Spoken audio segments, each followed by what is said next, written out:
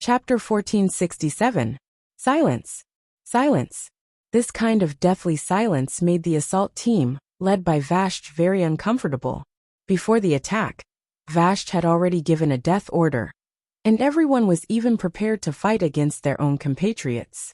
This was not a big deal. Previously in the deep sea, if it was the boss or the second in command who did not agree with the boss, they would kill their own compatriots on the spot. This was really not a big deal. But now there was not a single enemy. What was going on? A haunted house? Nearly 1,000 elite Naga led hundreds of water elementals, dozens of sea giants and striders in a single file. For a full half an hour, they did not encounter a single enemy. It was as if those guarding the lower levels of the Black Temple were all landlubbers, and they would run away as soon as they encountered water. There was a huge fork in the road ahead, and Vashj knew that she had to split up. Malogri left. Hydus right. Karathras follow me. Splitting up also meant risks, but unfortunately, there was no other choice. Leading nearly 500 main forces, Vashj and Karathras continued forward. Suddenly, a red light suddenly lit up in the water far ahead. The spiral-shaped red light seemed to ignore the resistance of the water, drawing a straight and ferocious line in the water. No, it did not ignore the resistance, but from the darkness above the water, clusters of seemingly endless red light first shot out, first rippling the water, laying an express path for the next attack. Then all the power was gathered into a beam in the enemy's hand. Without waiting for the light to fade, a shiny conical conch was directly thrown over like a throwing spear. The one who was hit was the Deepwater Lord Karathras. Even though he had been slightly on guard, he was still caught off guard. He only had time to raise his sledgehammer, that was full of spikes halfway, before the sharp conch shot arrived. He only managed to dodge the misfortune of having his chest pierced by the conch at the last moment, but he could not avoid his shoulder. The magnificent epic grade right shoulder armor was easily pierced, and all the Naga nearby saw Karathras' right arm twisted in a posture that should not have appeared. This was because the conical conch's front was very sharp and thin, but it became extremely thick in the middle. When the powerful force pierced through the Deepwater Lord's shoulder, not only did it send his tall and sturdy body flying, the thickened conch even squeezed open his wound, crushing part of his shoulder blade and collarbone. Ugh! Karathras screamed as his body was nailed to the steel-like wall behind him. In the relatively clear water, everyone could see that the huge wound was still covered in thick veins of blood. The blood swirled along with the current and spread out in the water. Vashj's face immediately darkened. The High Elven language that contained magic spread from the water into the darkness above the surface. Nah, in 2SI, this was the wrath of the queen. He was also angry at his former subordinate for attacking him without even greeting him. Even if they were enemies, this sneak attack still made Vashj feel deeply humiliated.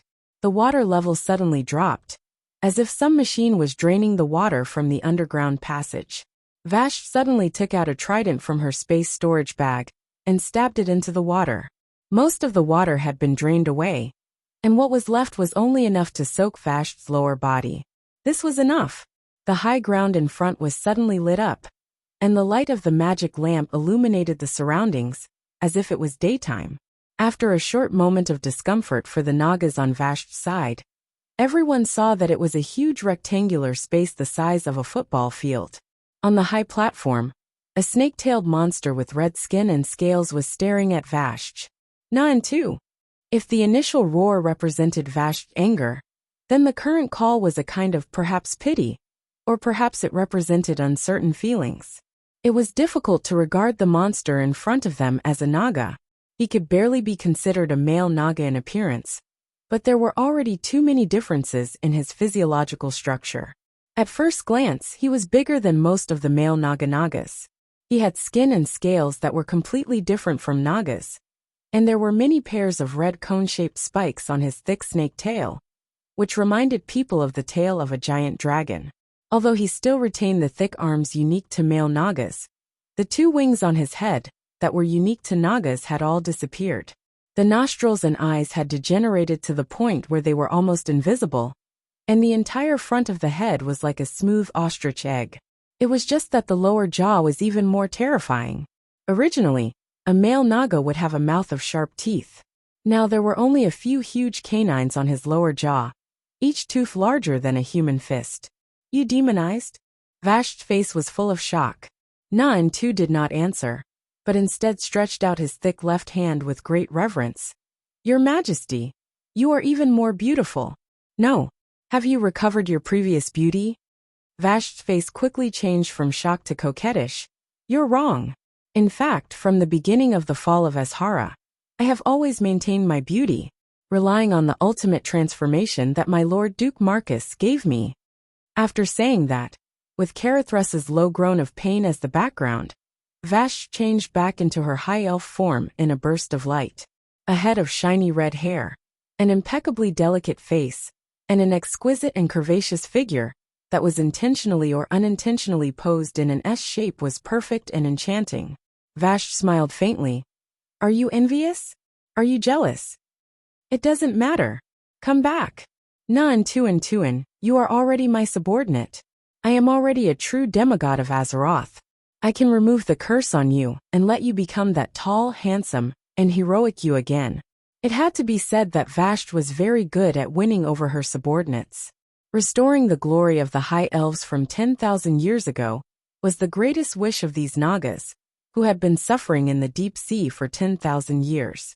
Now, the hundreds of Naga elites around her had all begun to learn ultimate transformation, and dozens of them could barely maintain their elven form for more than half an hour. Although Vashti could not break Enzo's curse for so many subordinates in one go, it was at least a thought. Who knew that the trick that most Nagas had tried thousands of times would be rejected by Tuan? Tuan pointed at Carathrus, who was struggling, and sneered. Your Majesty, please forgive me for refusing. I have no interest in being a subject under your Majesty with that guy, who only knows how to flatter. You. Tuan raised the sharp white conch in his right hand, which was his exclusive weapon. Your Majesty Vashti, I've had enough of your ambiguity. I know that every female Naga likes to use this trick against male Nagas. In fact, it works a lot of times because you females are always stronger than males. But today is different. I am stronger than you now. So I will defeat you and make you my wife, serving me for the rest of your life. Chapter 1468. Vashti's heart skipped a beat, and her face turned completely black. Not far away, the Deepwater Lord Carathrus, who was still nailed to the wall, stopped struggling. It was as if the pain in his right shoulder had suddenly disappeared, and a playful expression appeared on his face. As a member who had personally experienced the Battle of the Twin Tower ruins, he knew very well how terrifying the power of the Lord's subordinates was. Although he had not seen the Lord in action so far, just the power he saw was enough to crush the entire Storm Naga clan, let alone a small Naj Entis. He did not speak, but shouted happily in his heart, Idiot! You're finished. Vashti, whose face was still bathed in the spring breeze half a second ago, was now only left with a bone-chilling chill. Vashti's slender fingers clenched into fists. Her arms trembled slightly, and she gently exhaled half a mouthful of foul air. With a flash of light, she returned to the appearance of a six-armed female Naga. Although there was no longer the terrifying snake hair at the back of her head, the scattered red hair slowly floated under the stirring of mysterious power. The aura of the Coliphon Queen made her appear dignified without being angry. The sonorous female voice spread, and even caused slight ripples on the water surface. Naj Entis, for the sake of your loyalty to me for thousands of years, I will give you one last chance. Immediately, surrender to me and bind yourself. Kneel in front of my lord, Duke Marcus, and beg for his forgiveness. Otherwise, no one in this universe will be able to save you. Your new master Illidan can't. Your master's master Kil'jaeden can't either. Unfortunately, my beloved wife, this joke is not funny. Naj Entis laughed wildly, and his rugby-shaped head opened wide. The ear-piercing laughter echoed in the not-so-bright underground sewer. Vashti sighed. Goodbye, Naj Entis. Give up. Only because of the arrival of an existence. Vashti lowered her hands, and changed back to her human form again. But this time, she did not wear the queen's unique costume, but a set of white lace-made clothes. She obediently moved her feet with small, Quick steps until she reached the back of a human mage who had been standing there for some time. Naj suddenly opened his eyes. Actually, this guy had eyes, but the pair of mung bean-like eyes above his mouth were too small, almost unnoticeable. He couldn't believe his eyes. From what he remembered, Vashti had never been loyal to anyone ever since she became independent from Queen Azhara. The terrifying deep-sea giant army never made her surrender. Even the cruel and cunning envoys of N'Zoth failed to enslave her. Even in front of the unimaginably powerful Archerans, she only showed superficial obedience. However, when he saw Vasky's gaze on this human, he felt as though he was struck by lightning, and his entire body trembled. What kind of gaze was that? That kind of absolute blind follower was like a fanatic. The kind of subservience that unknowingly placed oneself in a low position. It was the kind of fanatical love that seemed to have found the only meaning of life. Is she still the strong Naga queen, who fought for her own world in the dark and terrifying deep sea? No. With a shrill and furious cry, Naj threw a huge spine needle at the little human mage. It was an extremely slender and sharp conch spine needle. Any creature with an absolute strength of less than a ton that was nailed by the spine needle would never be able to pull the spine needle out with their own strength, and could only bleed to death. Naj wanted to nail the hateful human, nail his limbs, and let him bleed to the last drop of blood in despair. Duque didn't seem to react at all, even maintaining a smile on his face. He stood with his hands behind his back, as if he didn't see the spine needle that was rapidly expanding in his field of vision. However, in the next moment, a big hand with only 4 fingers appeared out of thin air, and easily caught Naj's spine needle. 2 huge humanoid creatures that were almost identical appeared. You want to attack our lord? Have you asked us, brothers? The Karaji twin emperors appeared in shock. At this moment, everyone understood that it wasn't that Duque didn't want to make a move just now, but as the boss, how could he personally come out for a small high-rank warlord? No, he shouldn't even let the twin emperors appear, because the difference in strength caused by the rank was too great. If Naj was a strong man with a demigod body, it would naturally be appropriate to send the twin emperors out.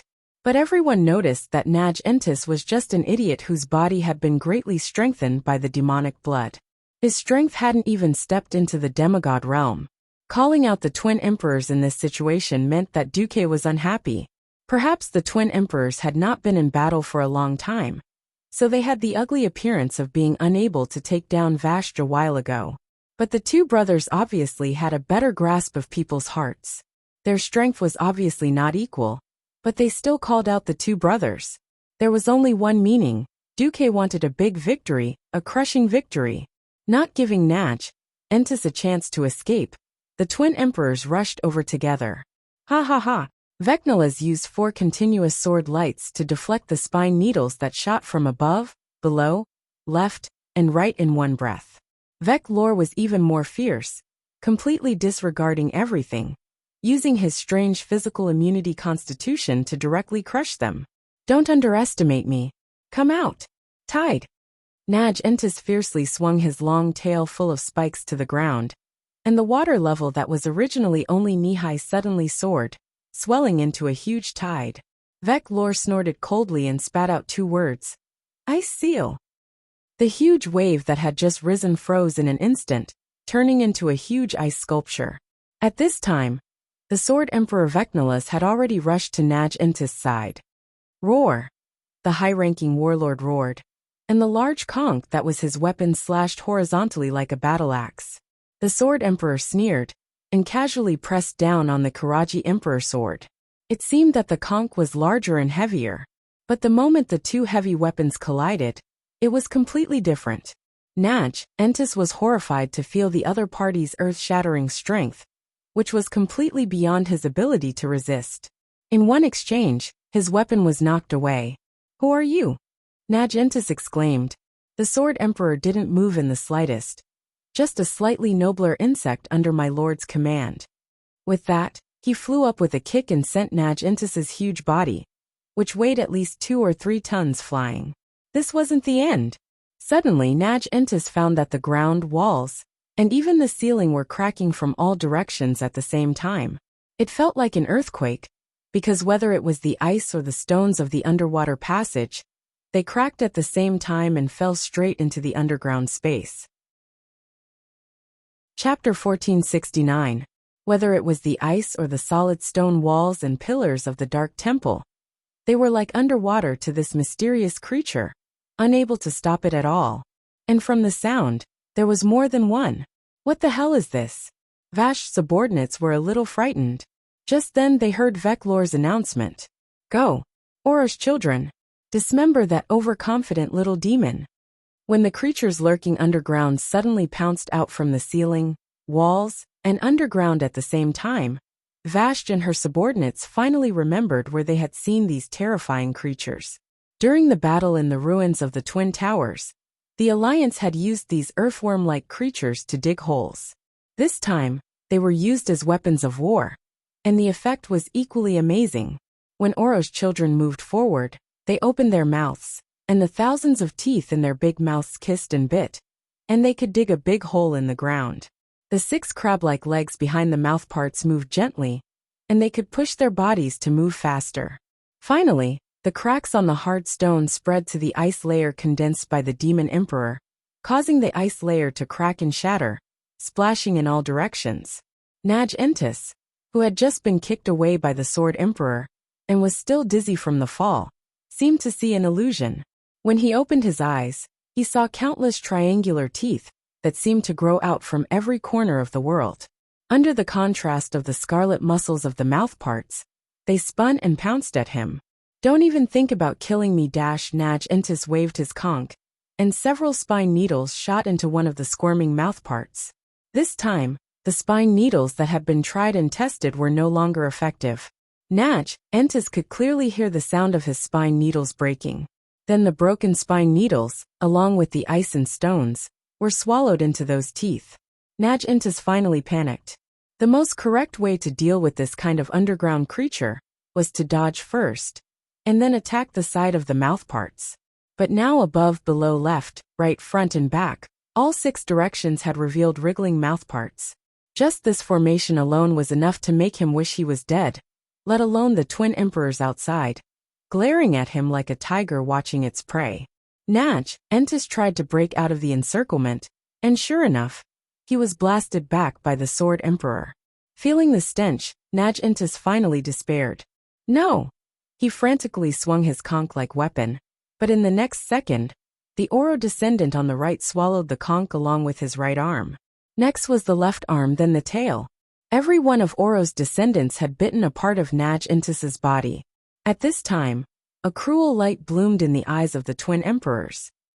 In the Kila Empire, dealing with disobedient subordinates, sometimes we would pull out all of its limbs, leaving only its torso, and then wait for it to die in pain and despair. Since ancient times, punishments and whatnot were pretty much the same. When it came to sadism, there seemed to be no boundaries between countries and worlds. Duque was a little annoyed. His facial muscles twitched, but he didn't stop him. In the ancient times of the Celestial Empire, there was a dismemberment by 5 horses.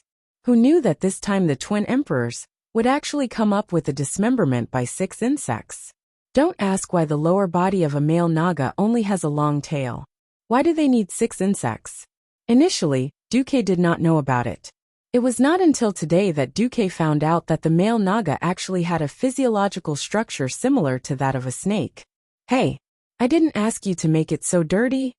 Duque couldn't help but hold his forehead. The Twin Emperors were also annoyed. They didn't expect their flattery to go wrong. Then stop the execution?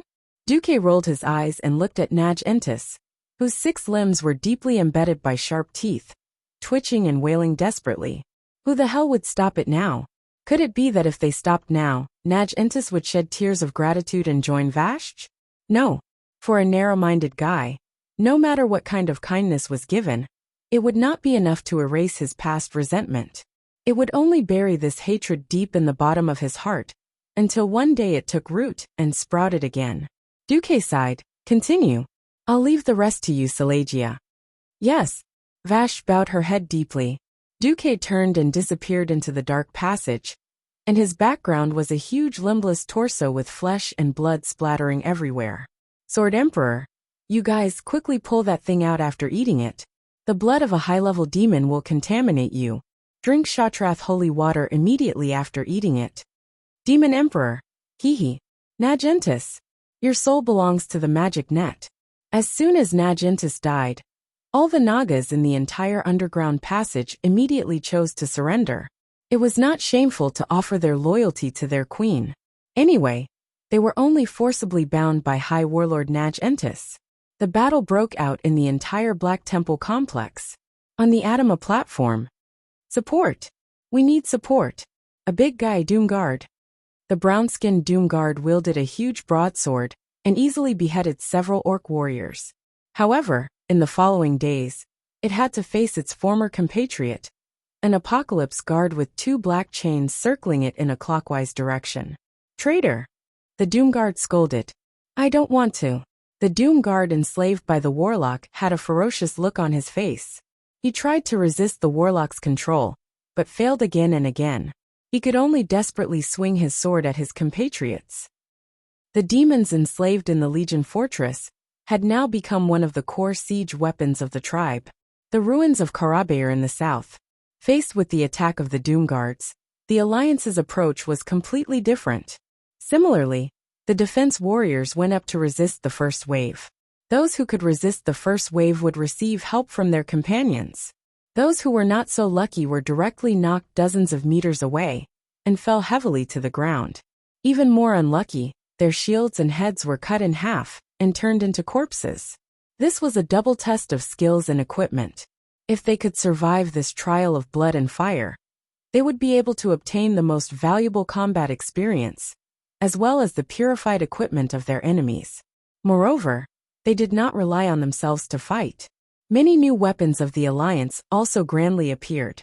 The Iron Fist rocket launcher was an anti-large demon weapon developed by the Alliance commander Duque himself. It was propelled by a simple diesel booster, and the warhead was loaded with a pound of semi-solid high-purity Shatrath holy water. It would not miss within 20 meters, and if you were lucky, you would still hit within 50 meters. As long as it hit, the elite demons would be in so much pain that they would rather die. The Alliance soldiers had used it and said it was good. Among the non-professional Alliance infantrymen, basically every 10-person squad would be equipped with 2 iron fists and 10 rocket launchers. Chapter 1470. Of course, if it was in a slightly narrow hall, the Iron Fist wouldn't be able to handle it, and the PK-40 would be too close.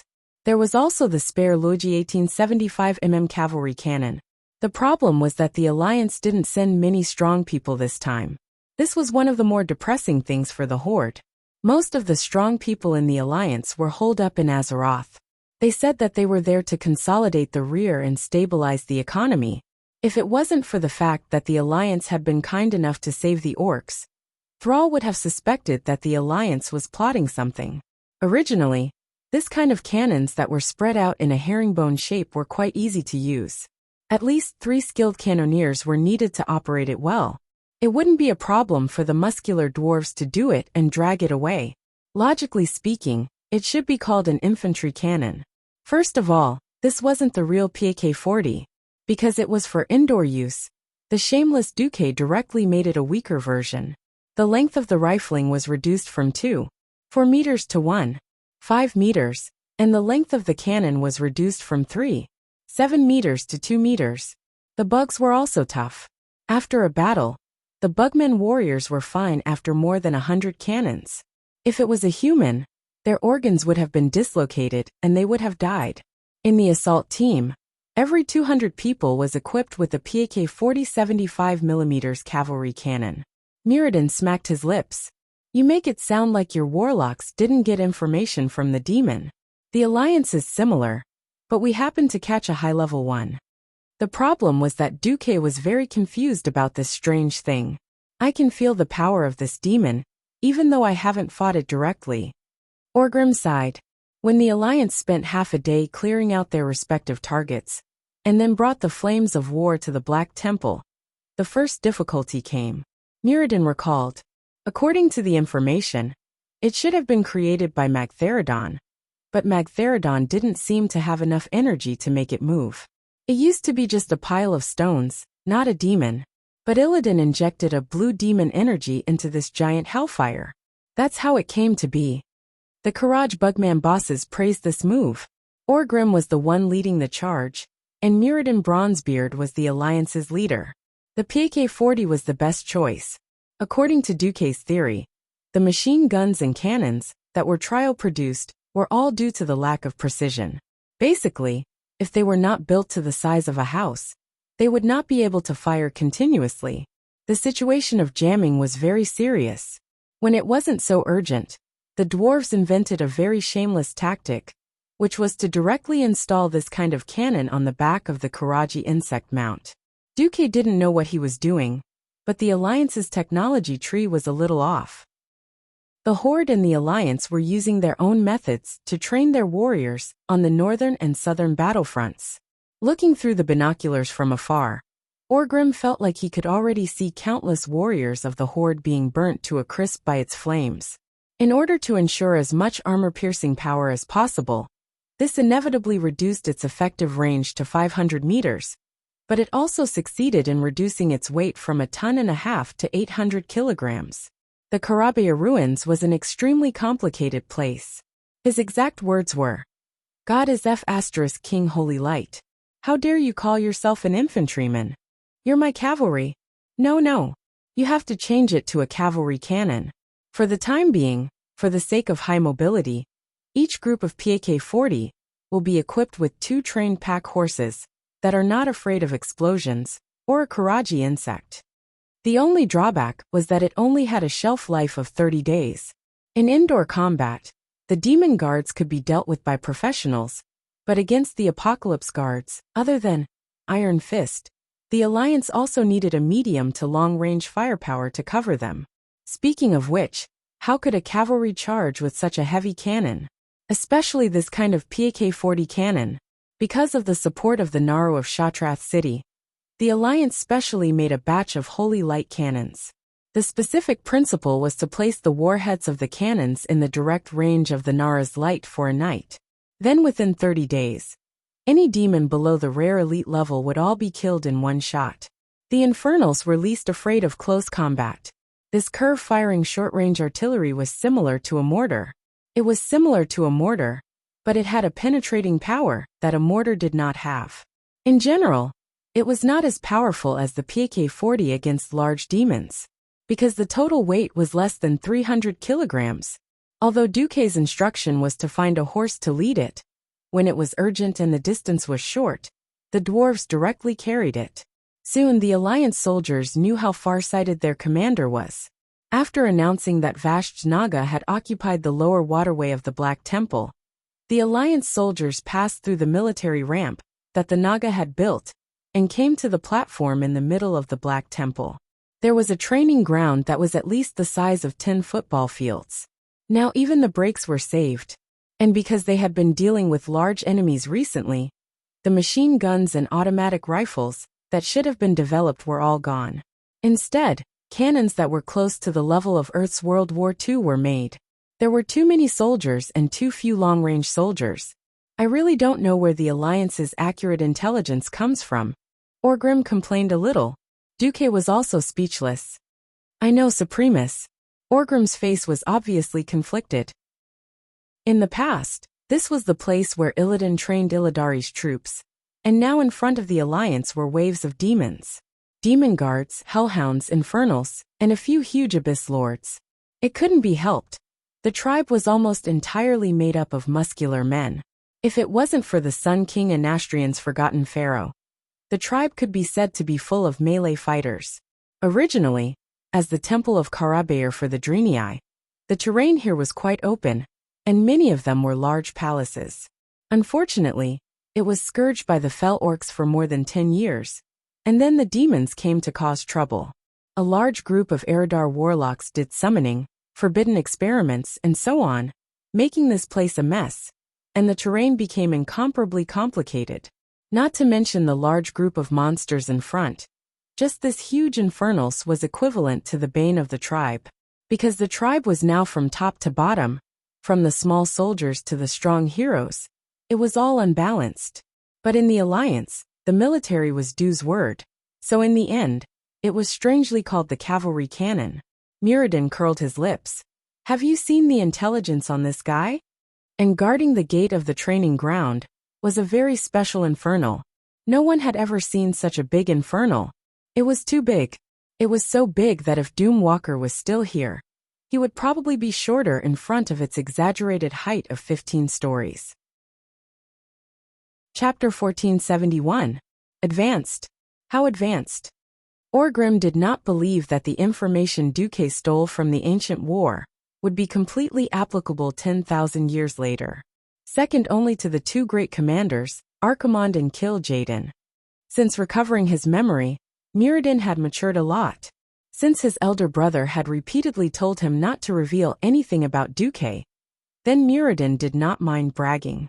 Anyway, there was no friendship between him and the tribe like the 15 years of the Dark Portal.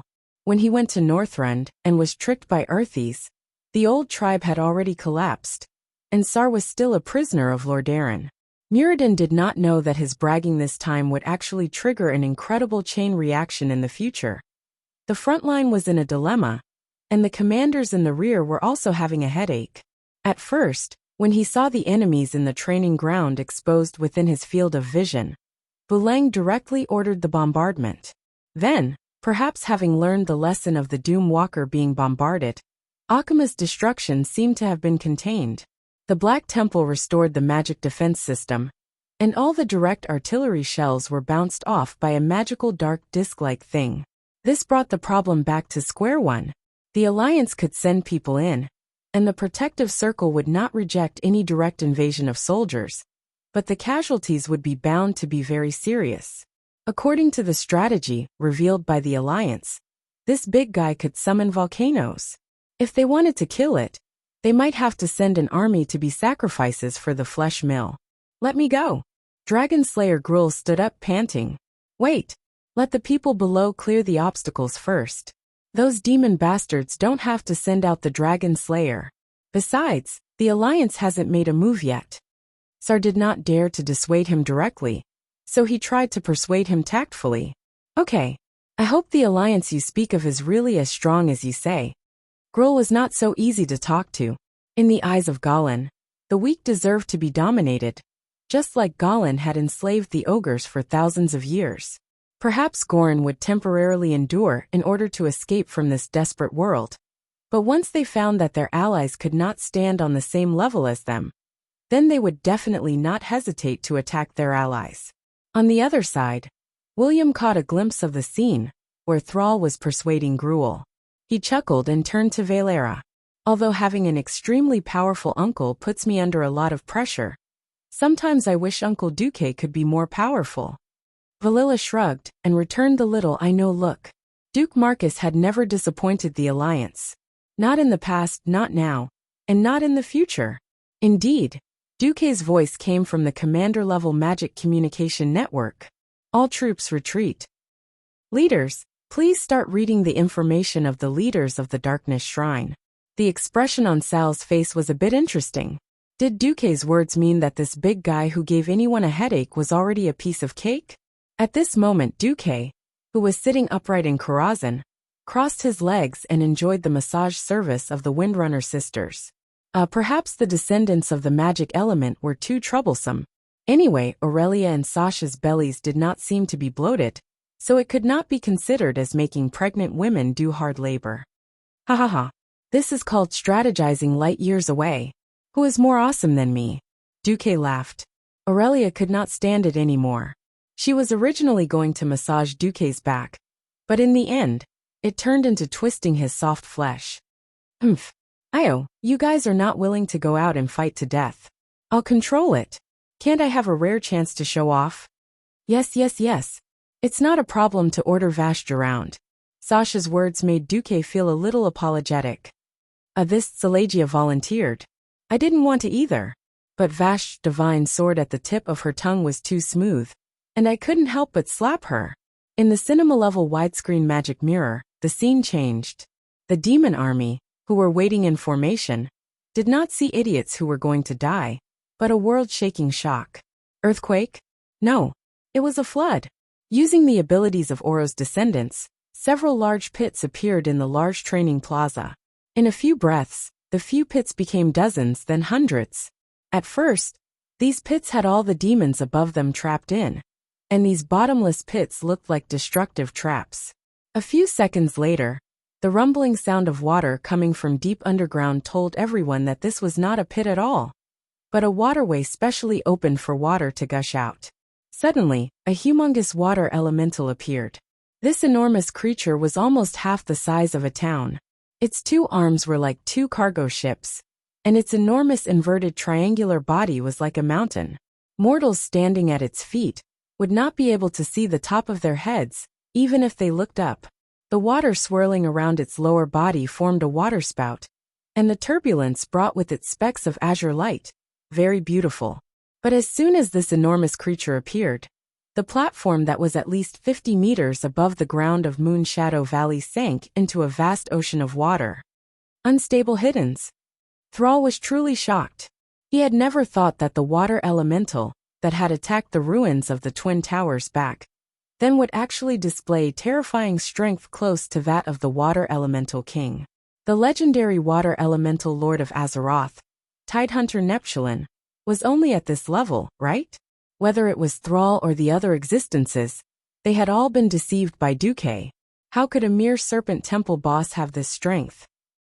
No one had tried to overcharge elemental creatures, so no one knew that the elemental creatures of the four major elements could temporarily grow in size according to the elemental content in their bodies. What Duque was doing now was just temporarily pouring the water elemental from the Draenor weave into Hidden's body, making this guy temporarily grow like a balloon. The upper limit of Hidden's own talent determined the quantity and quality of water elemental that it could use in a unit of time. So now it was just for show. The problem was that no one else knew. Its appearance directly caused the demons in the entire training square to jump up and down. Vashj manipulated the last wave of water and hit the entire square fiercely. The demon guards that were originally in formation on the square were directly swept up into the sky by the water and then thrown around. Some of the Apocalypse guards were almost howling, urgently flapping their wings in an attempt to fly out of the shroud of the tide. Who knew that in the depths of the tide suddenly a huge arm made of water would suddenly pull them down? Several unlucky ones directly hit the surface of the water. Even though the bottom of the training ground was originally under the water, they ended up crashing into a deeper layer with a gotcha sound. Who knew if they turned into a large meat pie, or were caught by some aquatic monster? There were also hellfires that did not wait for the waves to extinguish the flames on their bodies, and were directly cut in half by the Naga Siren priest, who had half of her body floating out of the water with a water blade. Upon closer inspection, he discovered that these water blades were actually made of holy water. Chapter 1472. Perhaps before the widespread use of the holy light, no leader of the Alliance would have thought that Naru could be so useful. They accepted the Draenei as a race with the right to vote, mostly out of justice, faith, and morality, which had nothing to do with benefits. However, after all the weapons were transformed into the holy light, they suddenly felt that the whole world was different. In terms of dealing with demons, there was no weapon more effective than the holy light. If it was during the Second World War of the Dark Portal, to kill a hellfire, it would require at least the first and second generation Holy Knights of the Silver Hand to act, or a group of mages to forcefully blast it to death with magic. Now 3 gunners who had trained for at most a week could easily kill a hellfire with the PK-40 cavalry cannon. This was unimaginable in the past. It was the same for the Nagas. In countless legends, the Nagas were evil creatures. They were traitors who betrayed their compatriots, and even all intelligent creatures of Azeroth. Their ugly appearance was the curse of the planet. In fact, this was not the case at all. The High Elves had become like this purely because of the evil power of N'Zoth. In essence, they were a kind of neutral creature. It was only because of the harsh living environment and the bad habits left behind in the Azerite court that they often committed malicious acts of deception and deception. Now, when the Nagas stood on the side of the Alliance, everyone could deeply feel the power and usefulness of the Nagas. under the joint control of the unstable Hydas and Vashj, who was hiding below. This huge wave of water dozens of meters above the ground was like the clouds in the sky, rolling back layer by layer. In an instant, it formed a huge ring-shaped wall of water around the huge Hellfire Supremus body. It was as if endless water sprayed out from the dozens of holes, forming a huge independent space, isolating Supremus from the other demons. Then after all the water rushed into the air, under the control of a mysterious force, it gathered on top of Supremus, who was at a loss. When the water had gathered more than 10,000 tons, all the water poured down. The waterfall-like water slammed down, forming a fire and water relationship with the huge blue flames of the hellfire. The thick water column bared its fangs and brandished its claws, like the mouth of a dragon, trying to swallow the hellfire in one gulp. The ultra-high temperature of the demonic flames evaporated the water dragon, and the water dragon was also trying hard to extinguish the damn flames. Just as the surroundings were filled with white light, everyone thought that the battle between water and fire would last for a long time. A huge anchor suddenly broke through the bottom of the training ground, drawing a strange arc in the water, before accurately hooking onto the back of the hellfire. Hee, come down.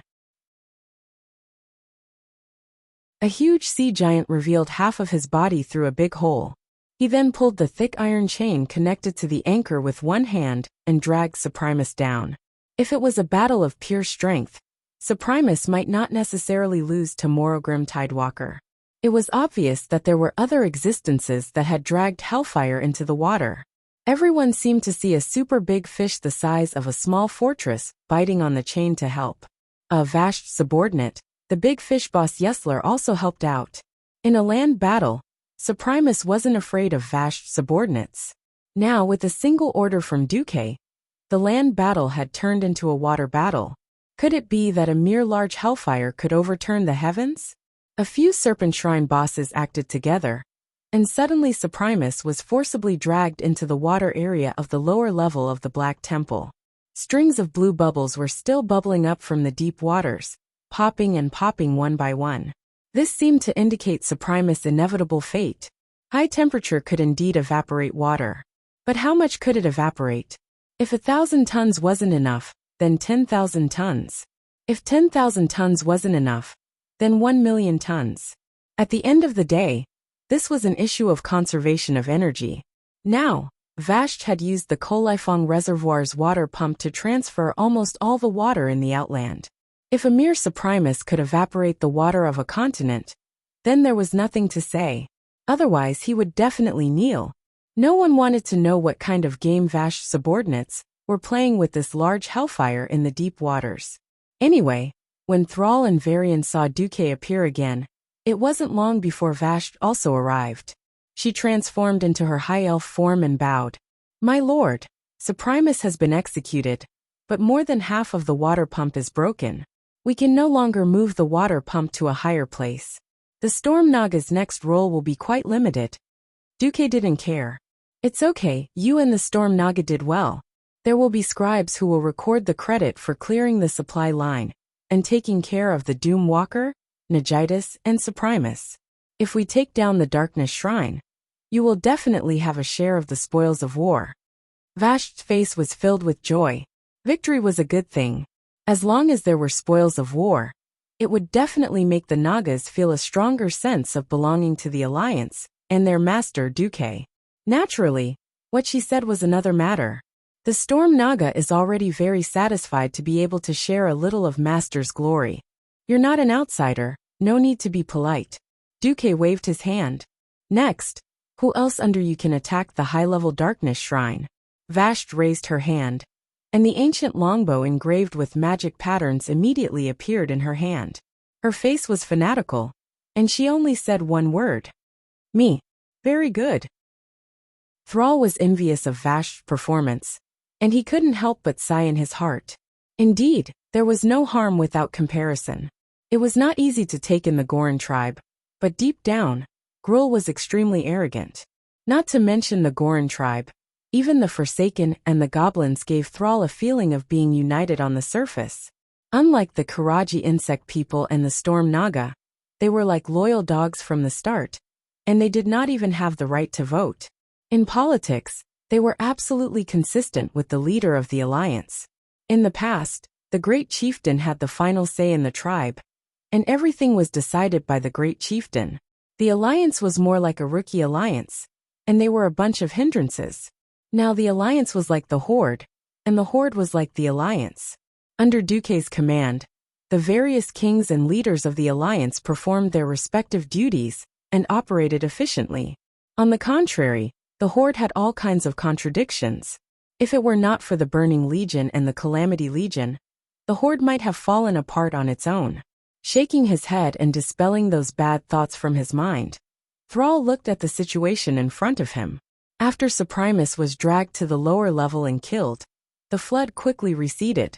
Apart from the water stains and holes on the ground, it was impossible to imagine that the flood had just swept through this place that felt more like a mountainside. The road ahead had been cleared. Chapter 1473. There were some unexpected changes to the Black Temple in this life. The first was the shape of the building. The original route of the Black Temple seemed to be winding on the surface, but in fact, there was only one way to the top. This time, because of the strange reconstruction, or the historical divergence, from the information that Vashj gave to Duque, it seemed that there were two parallel passages leading to the highest platform, where Illidan was. It was a special space sealed by a powerful magic circle. Two passages must be opened, and the control of both passages must be obtained before the final platform could be opened. This seemed to be forcing the alliance to split up and attack together. Then there were the leaders in charge of guarding on both sides. On one side was the shadow of Akama and Mother Shiraz. On the other side was Gurtug Bloodboil and the Soul Box. Akama did not follow Illidan in this life, but he was caught by Illidan once. Illidan directly used evil soul magic to extract a part of Akama's soul, and turned it into a soul guard to help guard the Black Temple. Mother Shiraz was a six-armed female demon, and was a typical demon that would be better dealt with by holy light. Gurtug was a fallen representative of the Fell Orcs, and his identity as an orc was worth Thrall personally dealing with. The Soul Box was a taboo existence that involved the soul, and it also tempted the warlocks of the Horde to rush over like moths to a flame. Of course, things were not that simple. The Soul Box was an ancestral artifact of the Draenei, and Valen also insisted on retrieving it personally. This attempt to force the Alliance and the Horde to split up was too obvious, and it really gave Duque a headache. Finally, the temple reverberated with a faint, erratic spatial reading. Duque had always trusted the system elf. Perhaps he would not ask the system elf for everything, and act according to the system's instructions. However, the system had told him that it was a scam, so he would definitely not risk his life and go against the taboo. Duque said solemnly, "Thrall, this is obviously a trap. I don't think it's a good idea to split up." Thrall was also in a dilemma. If they joined forces, then they would have to go around the complex Black Temple for 10 kilometers, which was obviously inefficient.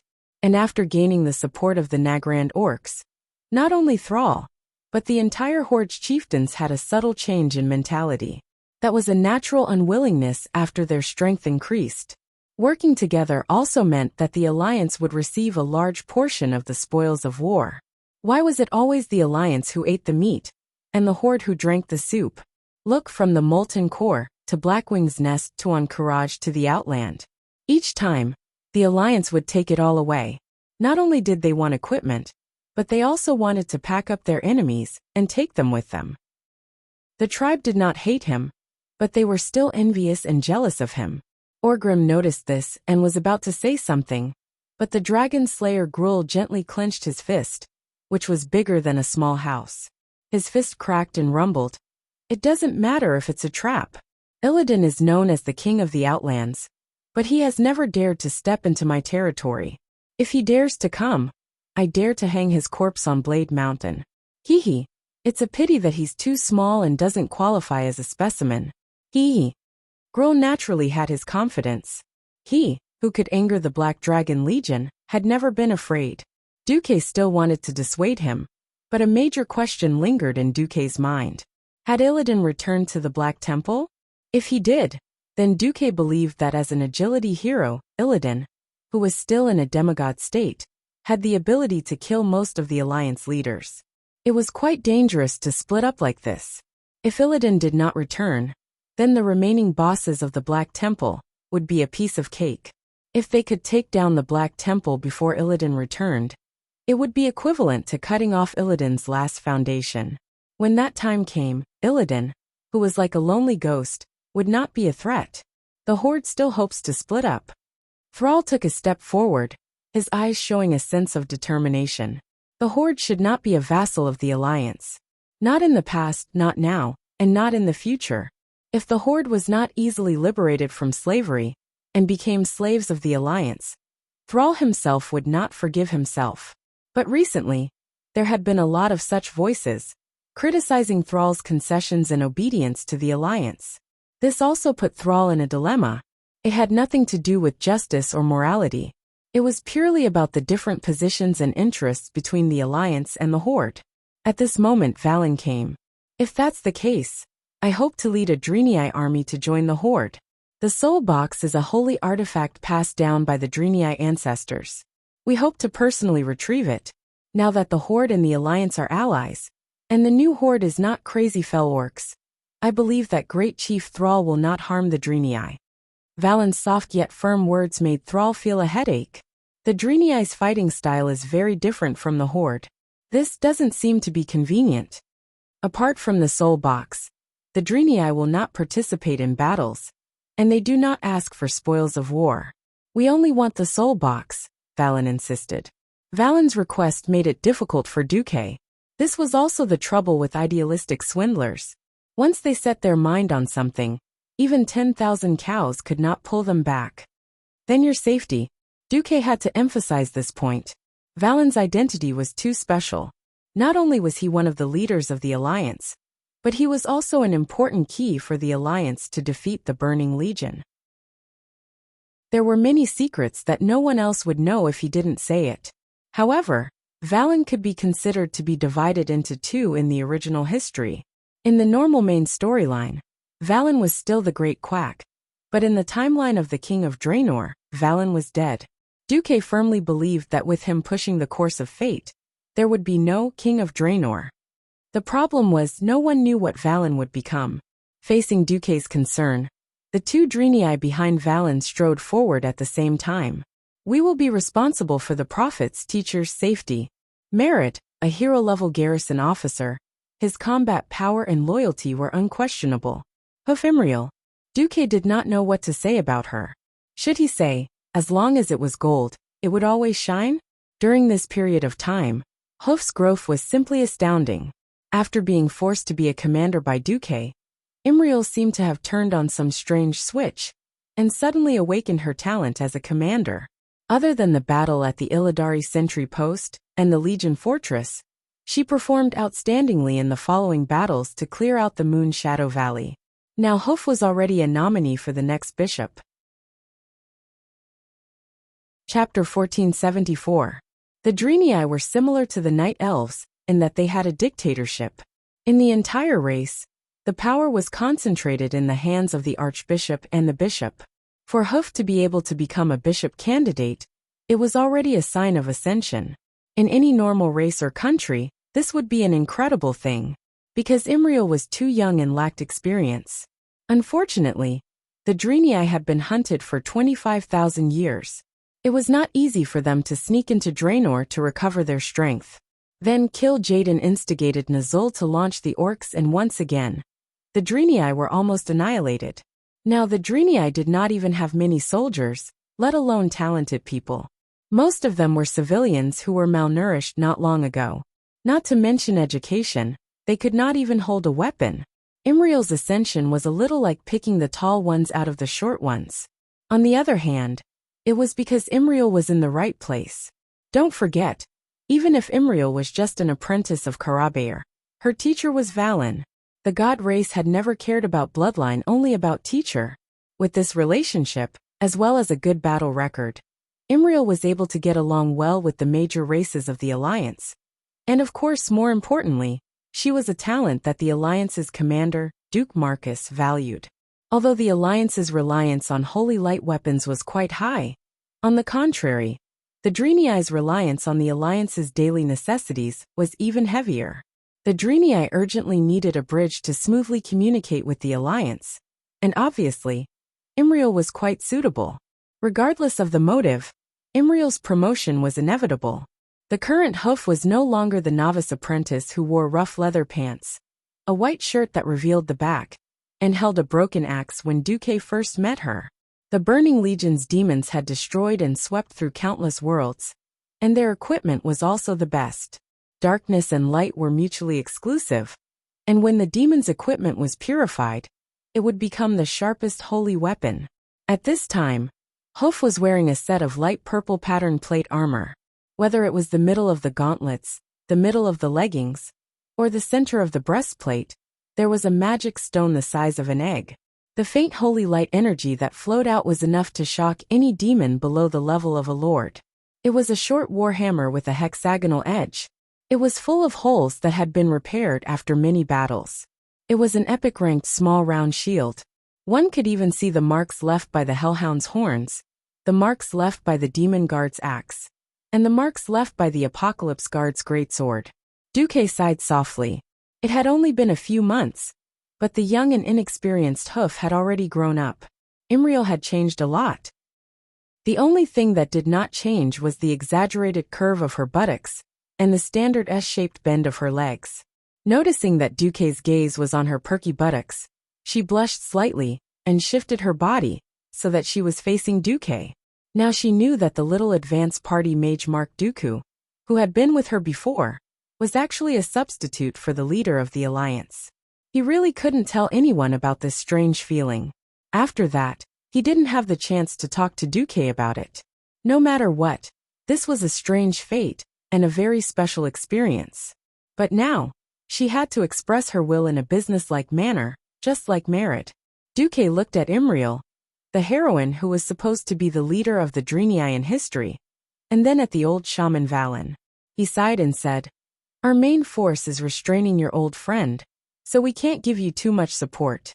If you know this, then I have no reason to stop you." The old friend was obviously Kil'jaeden. When Valen heard this, the light in his eyes sharpened. He couldn't help but have a higher opinion of Duque in his heart. For 25,000 years, the Dreenei had attached themselves to many forces, and asked for help from many powerful beings. There was even a force that successfully resisted the Burning Legion. But in the end, that force was destroyed by Kil'jaeden's conspiracy. It was really commendable for Duque to be able to maintain a clear mind while conquering the Black Temple. There are some things that need to be done. For my people, for the evil cause of resisting the Burning Legion, I will not shirk my duty. Valen's persistence made Duque feel that something was not right. Valen must be hiding something from him. Everyone had different thoughts, but the truly great people mostly had the same thoughts. Valen was definitely one of the few great people in the world, and Duque always had respect for this kind of person whose actions were all based on justice. Duque raised his index finger lightly and shook it. Two figures suddenly appeared beside Duque. It was a man and a woman with similar facial features. They are the Van Cleef father and daughter, my most capable thieves. With their help, it will be easier for you to resist the sneak attacks from the dark. Then Duque waved to the other side, and Lilith and Solarian walked over. The fourth son of the Windrunner family, and the great astromancer Solarian. I believe their participation will make up for your lack of long-range attacks. Merritt wanted to say something, but Valen waved his hand. Valen knew that this was Duque's bottom line. Thank you for your kind offer, Your Excellency. The Dreenei have accepted it. I hope that we can successfully retrieve our divine soul box this time. I hope so. May the holy light guide the people of the world. Valen softly uttered a blessing that sounded like a charlatan. He led his people away and followed the tribe. Other than Varrock Salyafar, who stayed behind in Orgrimmar City, and the retired Lord Howl, all the big shots of the tribe had arrived. In addition to a few powerhouses from the Alliance, the tribe could be said to have a strong army.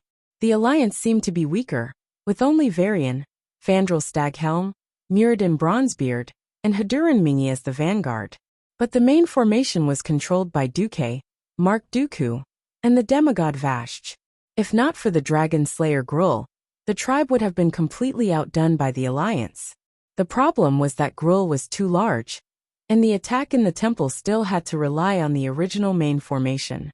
Only by attacking the magic nodes where the temple's protective magic formation could they open the defense and let Gruul come up. Sigh.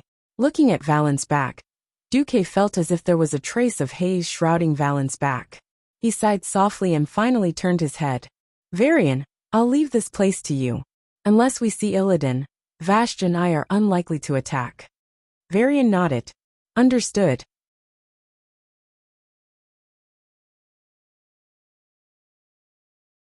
Chapter 1475. It was useless. The orcs who had never seen the terrifying technology and war machines of the Alliance would never know how terrifying it would be when the Alliance became the enemy of the tribe. So what if I have changed? I only know that I have lost the devil's blood. I am just a laborer who can be abandoned by the tribe at any time. But with it, I am a strong person who will be afraid of anyone who sees me. Ha ha ha ha. Gerdig Splithammer was a laborer of the blood furnace. His father had been a famous centurion in the tribe. Back then Gerdig, who was still very young, worshipped his father. He had dreamed more than once that he was like his father, leading his compatriots across the dark portal, and following the great chief Blackhand, to conquer the world of Azeroth on the other side of the portal. Sal suddenly felt his heart palpitate, but his sense of responsibility as a great chief still drove him to carry this uneasiness and discomfort, and continue to lead the tribe forward.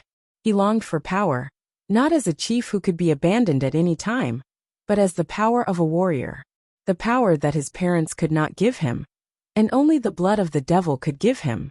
Evil orc, you need to clear your head.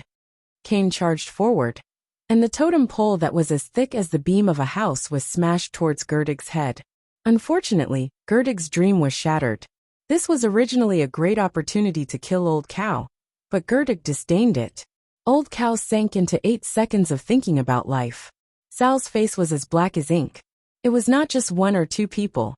To a large extent, all the orcs received from Draenor were like this. Bang! 2 extremely fast shadows converged at one point on the steps. 2 tall and burly bodies collided, completing a confrontation of pure strength and anger. What am I going to do? Gerdig, on the other hand, resisted the dizziness by relying on the strong physique that he had obtained from the devil's blood. Gerdig laughed, and his laughter was full of desolation. My father responded to the great chief's call and died in the world of Azeroth. I don't mind this. At least when my father died, he was a true warrior. I just want to ask, as a great chief of a tribe that even relies on the Alliance for food, what right do you have to ask me to surrender? Every time he awoke from the echoes of his midnight dreams, the harsh reality still reminded him that he was just a laborer doing manual labor. You, Orgrim wanted to cut someone up. Orgrim was a forgotten one. Cain was not immune to the confusion status that followed. I am Sar, the son of the former chief of the Frostwolf tribe, Durotan. I am the current chief of the tribe and the leader of all orcs. Now, in the name of the great chieftain, I order you to surrender immediately. All the evil deeds you have participated in will no longer be pursued. Moreover, after purifying the demonic blood in your body, you will be given a corresponding position according to your strength. This powerful attack was forcefully withstood by Cain's Mount Hydral grade plate armor. If it was an ordinary person, perhaps they would have been shaken senseless by this collision.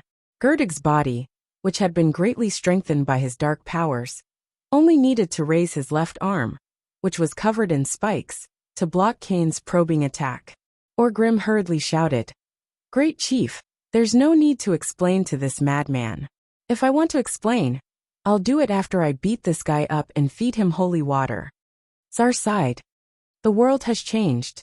Sar was an amiable leader. He could reconcile the relationship between the various races.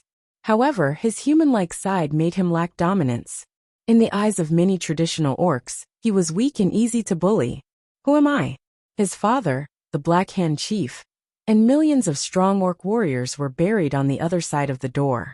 However, a lowly laborer like him might never become a candidate for the fell orcs. Where am I? It was this extremely low success rate that drove more orcs to willingly become fell orcs, willing to become the Burning Legion's minions. Admittedly, the general policy he set for the tribe was correct. However, this policy was destined to not be understood by the traditional orcs. A true warrior of the tribe would not stoop so low as to ambush a defenseless enemy. The Taran chief Kane raised his neck high. He used his thick voice to let out a battle roar. The shocking sound echoed in the dark palace. He felt like he was about to explode. Saliva dripped from his mouth and dripped onto the ground. He shook his head and felt his consciousness gradually blurring. He looked up and found his father standing in front of him. A human officer had raised a sword and cut his father in half. Gerdig made a muffled sound in his throat and pounced on the human officer. Blood flowed from his eyes and dyed his vision red. Without giving Kane any time to react, he raised his axe high and used Chaos Strike, hitting Kane's body like lightning. He abandoned the old bull and charged at Sar. From that day onwards, Gerdig began to enjoy the glory of power. His former compatriots feared him. The orcs who had become fell orcs bowed to him, and even the self-proclaimed noble demons showed fear in front of him. At the same time, Orgrim also used charge on him. So one night, he snuck into the laboratory where the fell orcs were made and drank all the drinkable liquid in every bottle. He didn't know what was going to happen. He only felt that every inch of his skin was burning. Energy was surging in his body, but he couldn't vent it. Gerdig was very happy, even though he knew that he was Illidan's test subject and lackey. 3 days later, Gerdig was sent to Illidan's Black Temple as the most successful fell orc sample. He was covered in thick armor. The nameplate on the armor was engraved with a few twisted Eridar words, Gerdig Bloodboil. Sar was silent for a full 3 seconds before he said loudly, "Take care of him." Until this day, when Sar stood in front of him. Haha. If you don't have food, go steal it. If you don't have territory, go steal it. If you can't steal it, go die. This is the tribe. This is the orc. To become a human's dog for a mouthful of food. Bah. This is not the tribe I know. His crescent slash drew a bloody red arc in the air and collided with Orgrim's weapon. Not everyone would fall into tragedy because of the forbidden power. There would always be people who benefited. However, that was just his imagination. He pounced on nothing and hit his head on the wall, fainting. His physique and height were weaker than that of an official warrior. It was destined that he would never be able to officially become an orc warrior in this life. What was worse was that their poor wisdom and knowledge, coupled with their deep-rooted mindset, made them refuse to recognize the reality of the situation. Chapter 1476. Cough. Orgrim let out a muffled groan. As a Forsaken One, he retained the ridiculous power he had when he was alive. It could be said that there was an absolute difference in power between him and the Forsaken who were humans when they were alive. But he was being suppressed by Gerdig. Not only was he being suppressed, he was being beaten up. The warriors of the Horde were driven by their hearts of glory. They could be cruel and tyrannical, but they would never be despicable. Gerdig, on the other hand, was different. As a laborer, he had no taboos when it came to fighting. He clearly had the upper hand in terms of power, but this guy was pouring power into his weapon in an attempt to suppress him. To be more precise, he was using evil acid breath. From Gerdig's smelly mouth, he spat out a mouthful of nature's acid breath that was similar to the green dragon's. Caught off guard, Orgrim was hit on the spot. In a battle between Horde warriors, the most they would do was to bare their teeth and try to overwhelm their opponent with their aura. Who knew that their opponent would be so despicable as to directly use acid breath? Orgrim's face looked as if it was splashed with acid. The pain of having his soul corroded by the power of nature made him cry out in pain. He rolled backwards like a lazy donkey. Obviously, Gerdig wasn't going to let Orgrim go. He took a huge step forward and swung his battle axe, mercilessly landing a acid wound on Orgrim's back. This type of attack also contained acid, and it would cause continuous damage to Orgrim. Shameless, Thrall couldn't take it anymore. He waved the hammer of destruction and charged forward, smashing Gerdig's head with the hammer. "Get out of my way. I have business with this idiot who killed millions of orc warriors." Gerdig mocked. Sal only felt that his heavy body suddenly became light, and he did not know how he was sent flying backwards. It was a mysterious power that involved dark energy, and it forcefully expelled Thrall. This was not the end. The next moment, Thrall felt his blood being forcibly ignited by an external evil energy. Huff!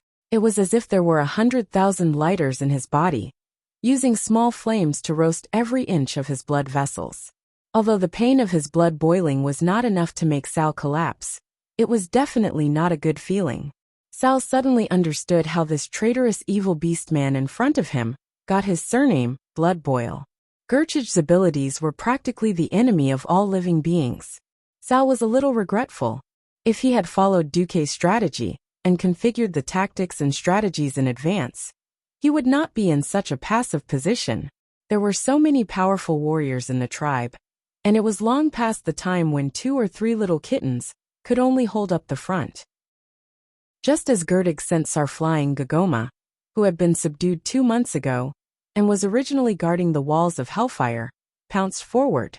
When Kilrog Deadeye and Kargith Bladefist, the 2 traitors who had revived and then betrayed the tribe, were killed by Sar, Gogoma rejoined the tribe. This expert of the Shattered Palm clan had lost both his arms a long time ago. He waved the 2 short axes that replaced his forearms and slashed at Gurchij. Wajin's spear and Anastrian's fireball hit Gurtig at the same time. Gurtig displayed an agility that did not match his figure.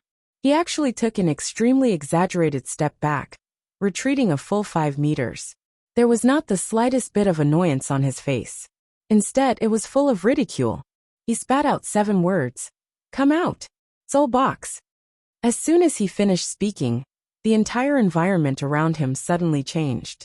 The originally dimly lit temple was suddenly filled with many translucent ghosts wandering in the air. They were full of mournful whispers of souls, causing every living being to shiver. The temple of Karabair, the holy land of the Draenei, was once so dignified and majestic. In the temple, there was a divine weapon passed down by the Draenei from generation to generation, the soul box. When the most outstanding leader, the wisest prophet, and the bravest warrior of the tribe died, the Draenei stored their souls in the soul box, hoping to use the power of the divine weapon to make these great souls immortal. Unfortunately, nearly 30 years ago, the beastmen occupied the temple of Karabair. Dan quickly noticed the energy contained in the soul box. He found the souls of the innocent Draenei who died tragically in the war, and put them into the soul box. He also put the souls of the bloodthirsty beastmen into the soul box. Combined with his own dark magic, the soul box was finally corrupted. But Gul'dan did not expect the power of this divine weapon to be so strong. Even though it was corrupted, it was difficult for him to control. So he had to temporarily seal it and wait for a future plan. However, Gul'dan never had the chance to see the soul box again. He followed Orgrim to Azeroth and finally died there. The soul box stayed in the temple until Illidan took control of the temple. In the Alliance, no one except Duque knew what had become of the soul box. Even the Draenei themselves still had an impression of it from 30 years ago. As for Duque's strategy, the strategy was dead. Most of the time, if one did not personally experience it, they would never understand the terror of the enemy and the complexity of the enemy's skills. A huge and illusory cage descended from the sky. Countless souls were wailing and crying. They opened their mouths and used the shrill voice of their souls to tell of the suffering they had endured in life. Hearing these voices, almost every living person felt their scalp go numb. Goosebumps filled every inch of their skin. Soon, the souls began to scream as they were driven by an inexplicable mysterious force, and began to gather. In just 3 seconds, a huge illusory head appeared in everyone's vision. It was surrounded by a large number of crystal prisms, and in the middle was a man's face that looked extremely bitter. It opened its mouth and kept howling in despair. Thrall shuddered. He immediately realized that the first form of the soul box, the source of suffering, had targeted him. "Run!" Valen's voice suddenly came from afar. Evidently, seeing that the tribe was in a fluster due to the sudden attack, the small team of experts led by Valen chose to intervene directly. "Why are you running? Stay!" Gul Tug sneered and spat out acid again. The corrosive liquid, for some reason, greatly slowed down Thrall's speed. Great Chief. At this time Cain, who had fallen into chaos, came back to his senses. The Ox Chief suddenly rushed over, picked up Thrall, and threw him away like a flying ball. Oh, there was such a thing. Chapter 1477. This was a battle of life and death, and there was nothing that could not be done. The source of suffering, which was as huge as a floating hill, exuded a terrifying wailing aura while chasing after Sal. At this moment, all the powerhouses felt that the laws were deviating. The world that he was familiar with in the past was leaving him in fear, and an extremely terrifying power of resentment was descending. It was as if a demon king had descended into the world. An irresistible power was dominating everything and taking over the surrounding space. Something touched Imriel's foot, and she subconsciously lowered her head and found that there were many strange insects crawling out from the cracks of the stone steps of the shrine.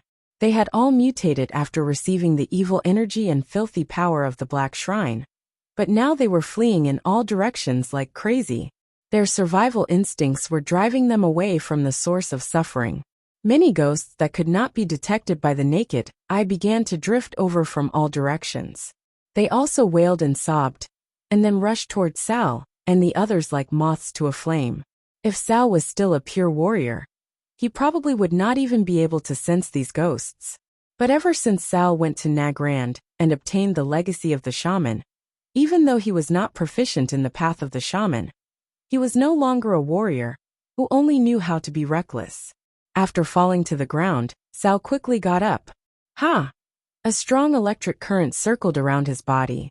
The strong electric current produced a subtle magnetic field, causing the pebbles on the steps to spin strangely on the ground.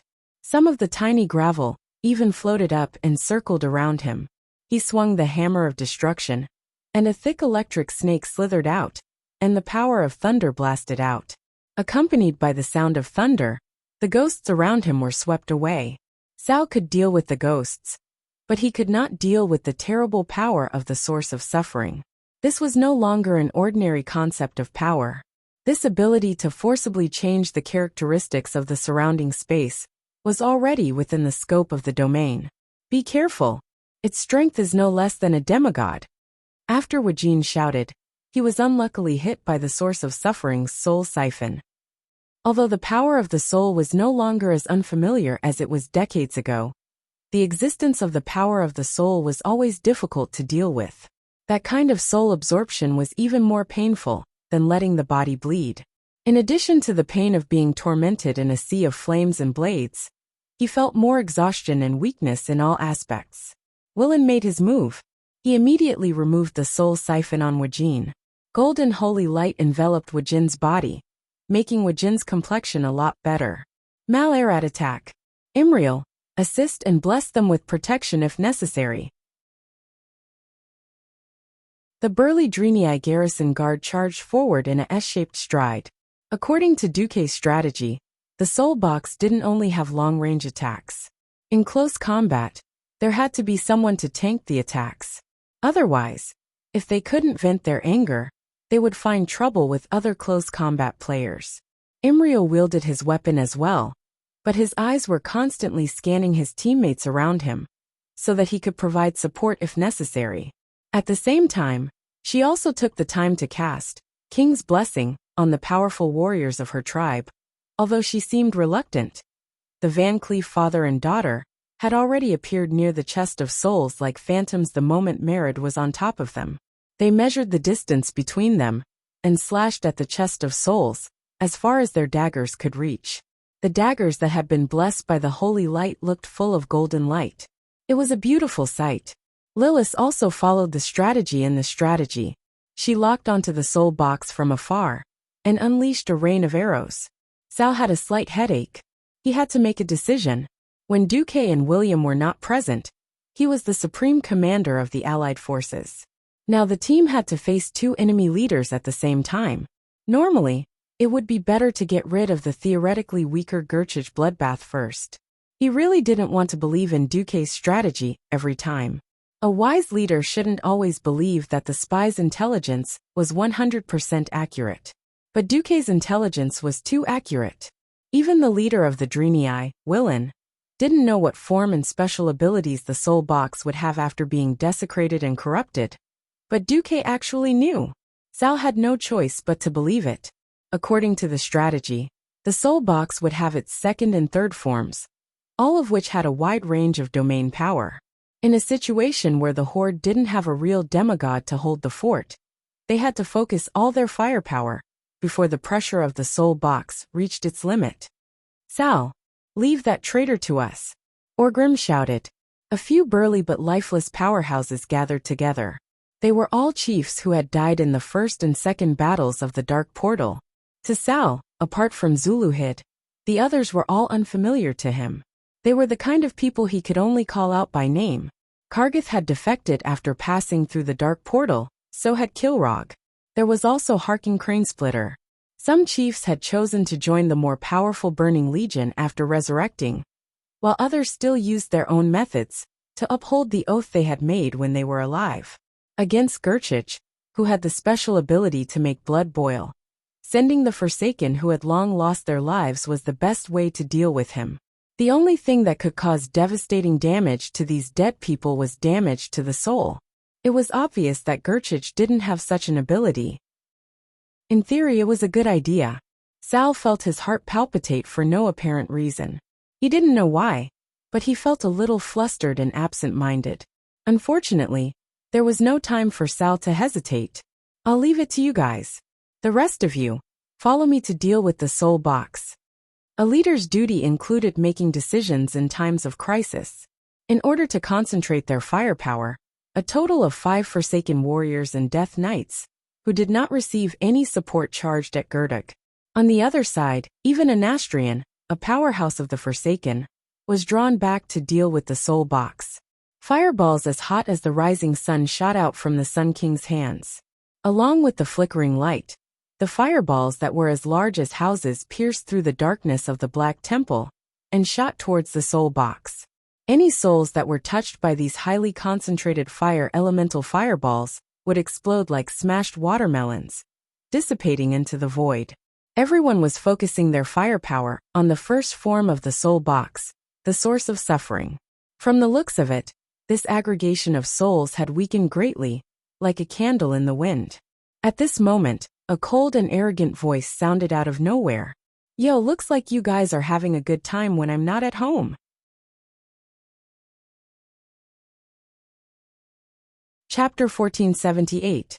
It wasn't until this mysterious voice appeared that the allies who were in the middle of a fierce battle finally realized something was wrong. The air was filled with an evil that was both familiar and unfamiliar to every strong man. It was as if they were suddenly in a different place. They were not in the hall of the Dark Temple of Draenor, but were suddenly pulled into the twisted void.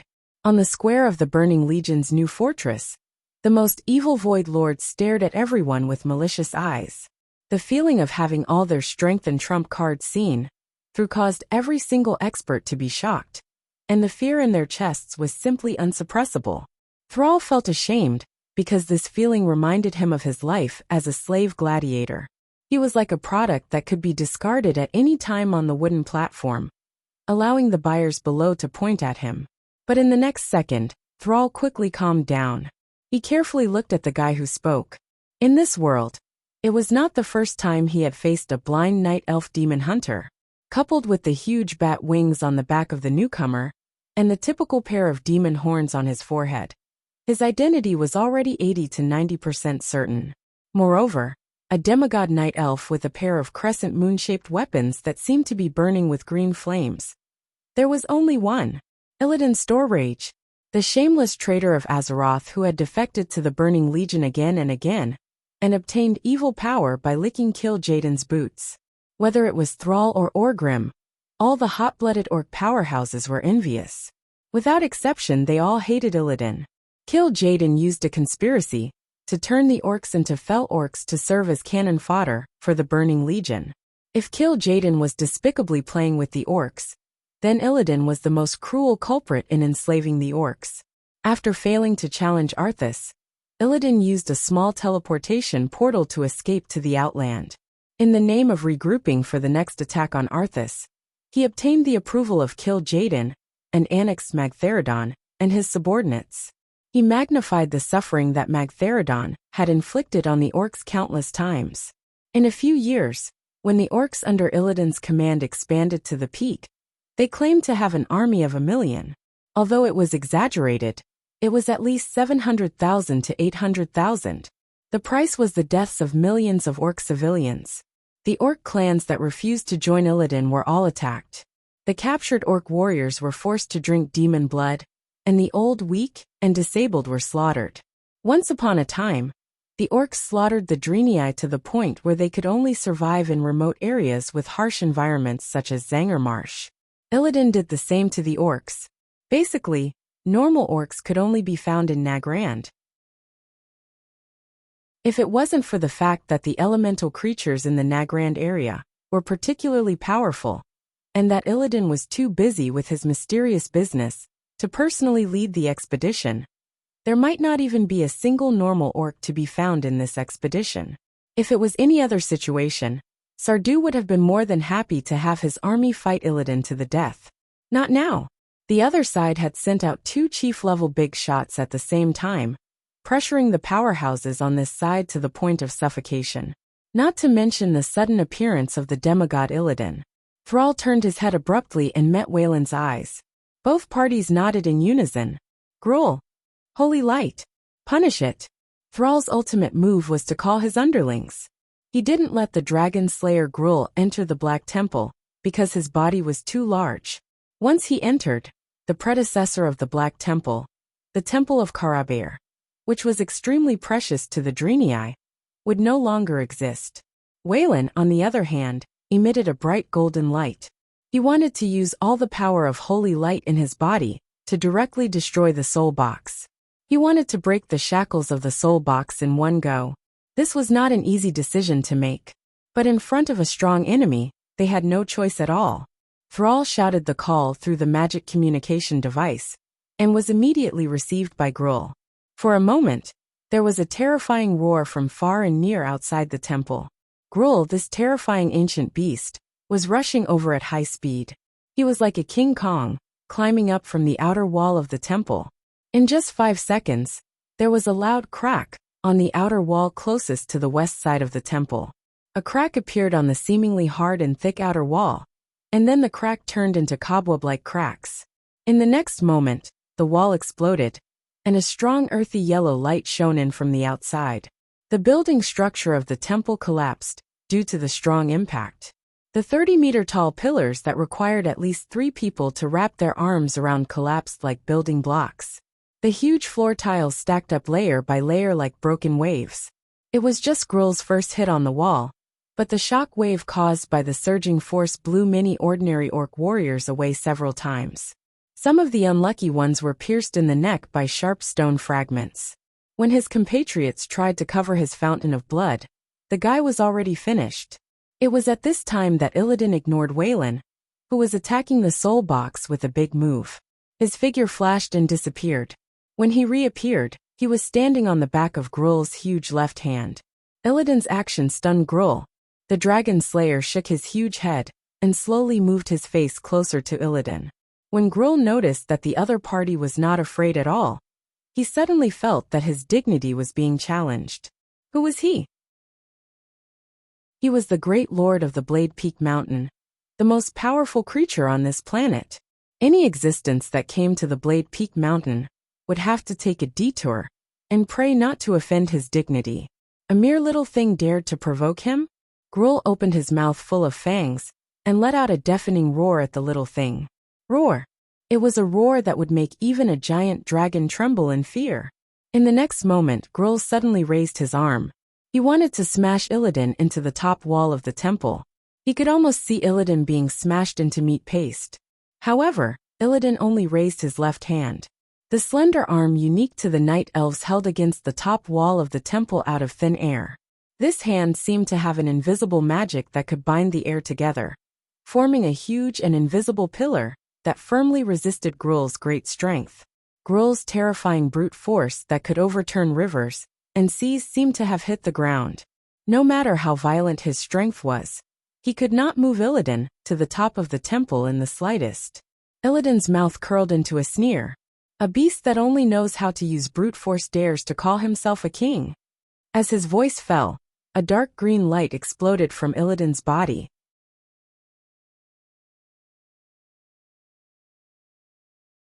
Chapter 1479. Gruul's arm suddenly sank. He tried to raise his hand, but it was as if he was locked by a set of invisible heavy shackles, and he could not move at all. Illidan slowly pulled out the pair of famous green blades from behind him, and gently crossed them in front of him. Clang! It was a crisp and sonorous sound.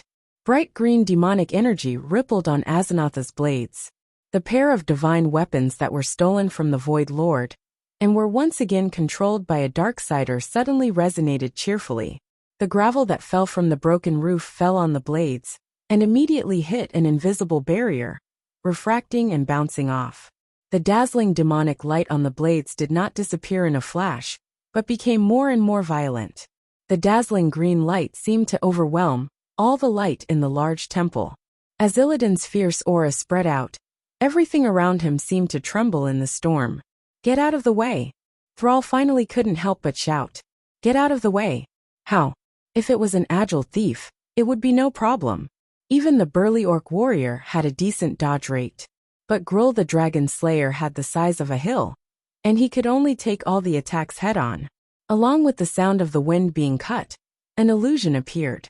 It looked like there were countless crescent moons, shining with blazing green light, flying towards Gruul. Gruul roared. He had just balanced his body and raised his right claw to slap. It was at this moment that a strange dislocation occurred in space. At the last moment, Gruul the Dragon Slayer suddenly tilted his head. As a result, a long green line appeared at the connection between his left shoulder and his body. "No!" Thrall cried out in the distance. Gruul was a peerless powerhouse that he had spent a lot of money to bring into the tribe. Although this kind of method of relying on outsiders was a bit unreliable. In order to gain more voice in the communication with the Alliance, the existence of a demigod powerhouse was necessary, even if Gruul was only a demigod and not a real demigod. Now Gruul was obviously going to suffer a big loss, because behind Gruul's arm, the extension of the green line could be clearly seen on the thick outer wall of the temple. It wasn't until a full second later that everyone saw Gruul's huge left arm, which was comparable to a train car, fly out. His arm spun in the air for about 5 or 6 times before finally crashing down onto the battlefield below. The arm that was chopped off fell in the middle of a group of tribesmen. Like a landslide, the arm that was half flesh and half rock crushed dozens of tribesmen at the bottom into meat paste. His arm, which had not yet dissipated, was still rolling out, instantly flattening the tribe's formation. Countless warriors of the tribe had their bones broken from the impact and died on the spot. The tribal warlords who were commanding the battle below stared at this scene dumbfounded.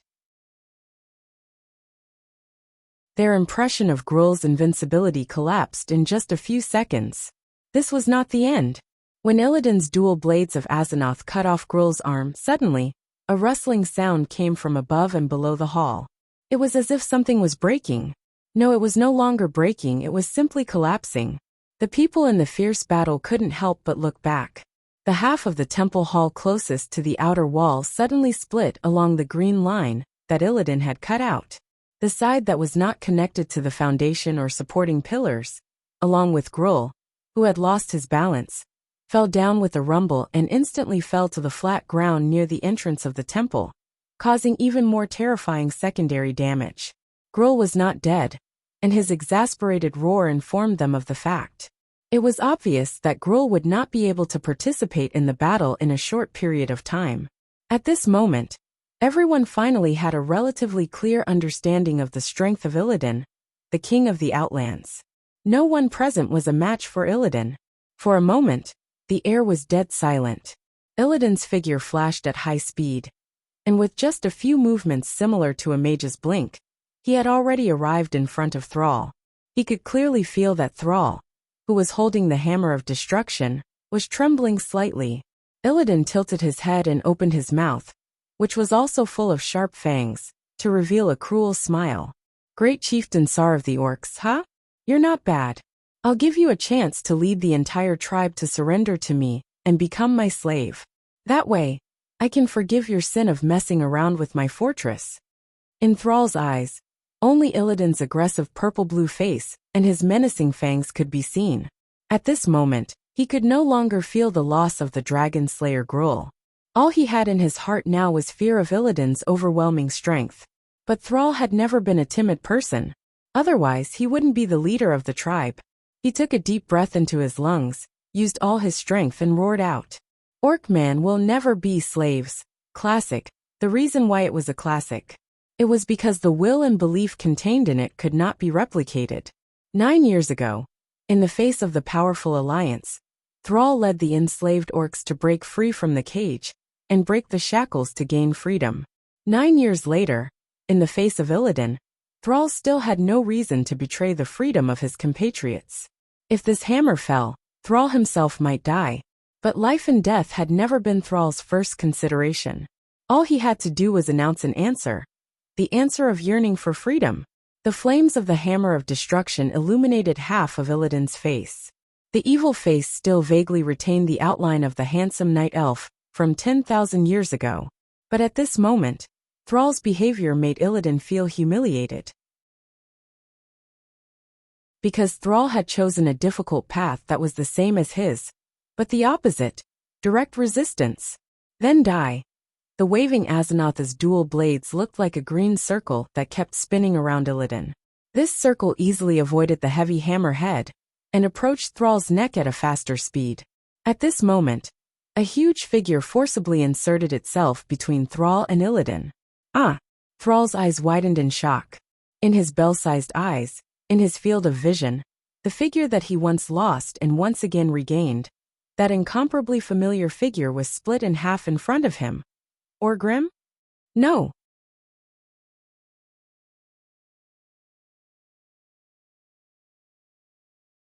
Chapter 1480.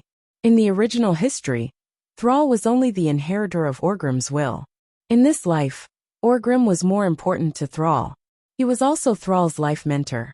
When Thrall lost Orgrim for the first time outside the Dalajan city, Thrall was heartbroken and regretted for a long time. Orgrim returned as a dead person, and Thrall was secretly happy for many days and nights. After losing something once, he learned to cherish it more. Because in the entire tribe, only Orgrim understood Thrall's heart the best, and could stand in Thrall's perspective and think for the tribe. And as an orc who was once a great chieftain, his opinions and experience were incomparable. It was not that Wajin was bad, but Wajin was still a troll, and sometimes it was difficult for him to think from an orc's perspective. Now that Orgrim had been slashed by Illidan, how could Thrall not be shocked and pained? But the next moment, Thrall smiled bitterly. "I'm long dead," Orgrim cursed, and while his upper body was still on the ground, he activated Counterattack Storm. This scene was extremely strange. Orgrim, who only had half his body left, actually used his warrior's skills in midair to hit Illidan's hammer a few times. Illidan retreated and held Azanatha's dual blades 10 meters away. With an amused look, he watched Orgrim fall to the ground and continued to jump. At this time, everyone realized that as a Forsaken, as long as the core of his soul was not damaged, it was impossible for Orgrim to die again. If Orgrim did not mind, he could just find a suture line to sew his body back together and continue to fight. Before Thrall could finish his joy, Illidan was unhappy. He spat on the ground. "What a filthy and annoying trait.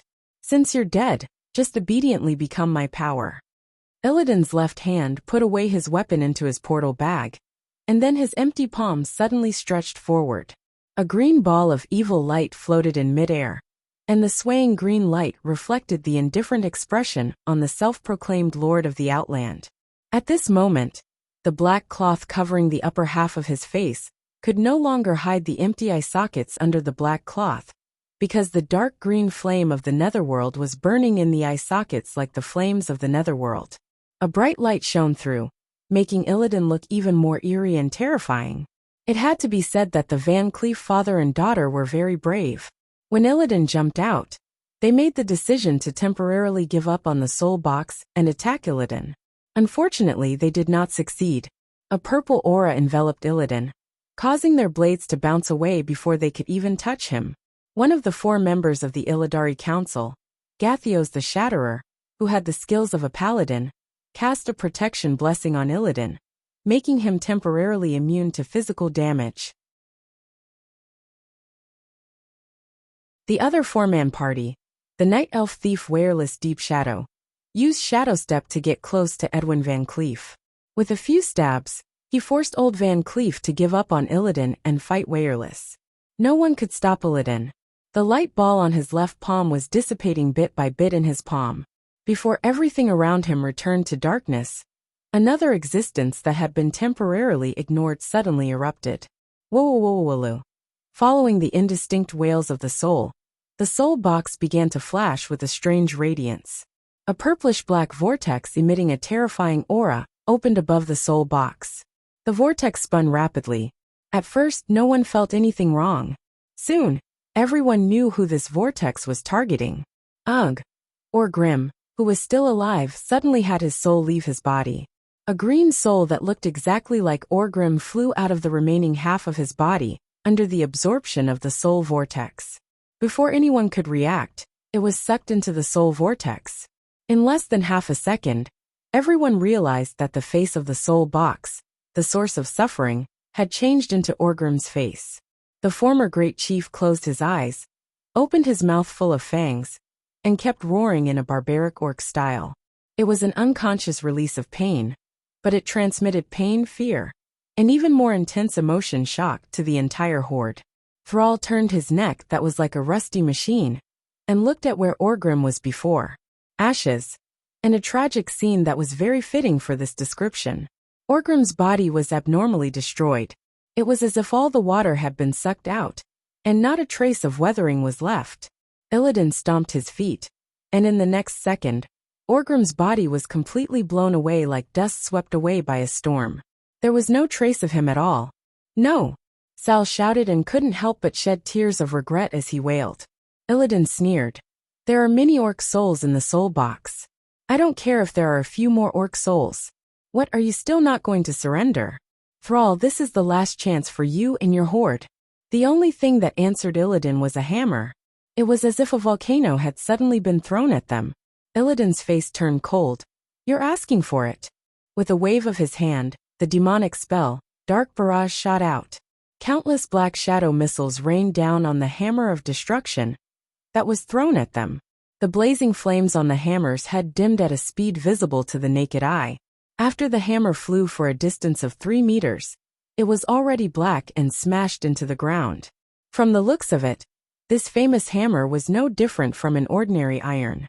The horde masters were angry. They went berserk. They gave up their target and rushed at Illidan. They wanted to tear this evil demon, who dared to provoke their great chief, and trample on the dignity of the entire horde into pieces. What a pity! The difference in strength could not be made up for with courage. Shadow impact. This extremely exaggerated shadow attack easily sent all the horde warriors within 100 yards flying. After a while, they fell from the sky like dumplings. Huh!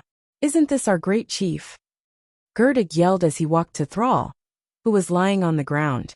He lifted Thrall up with both hands.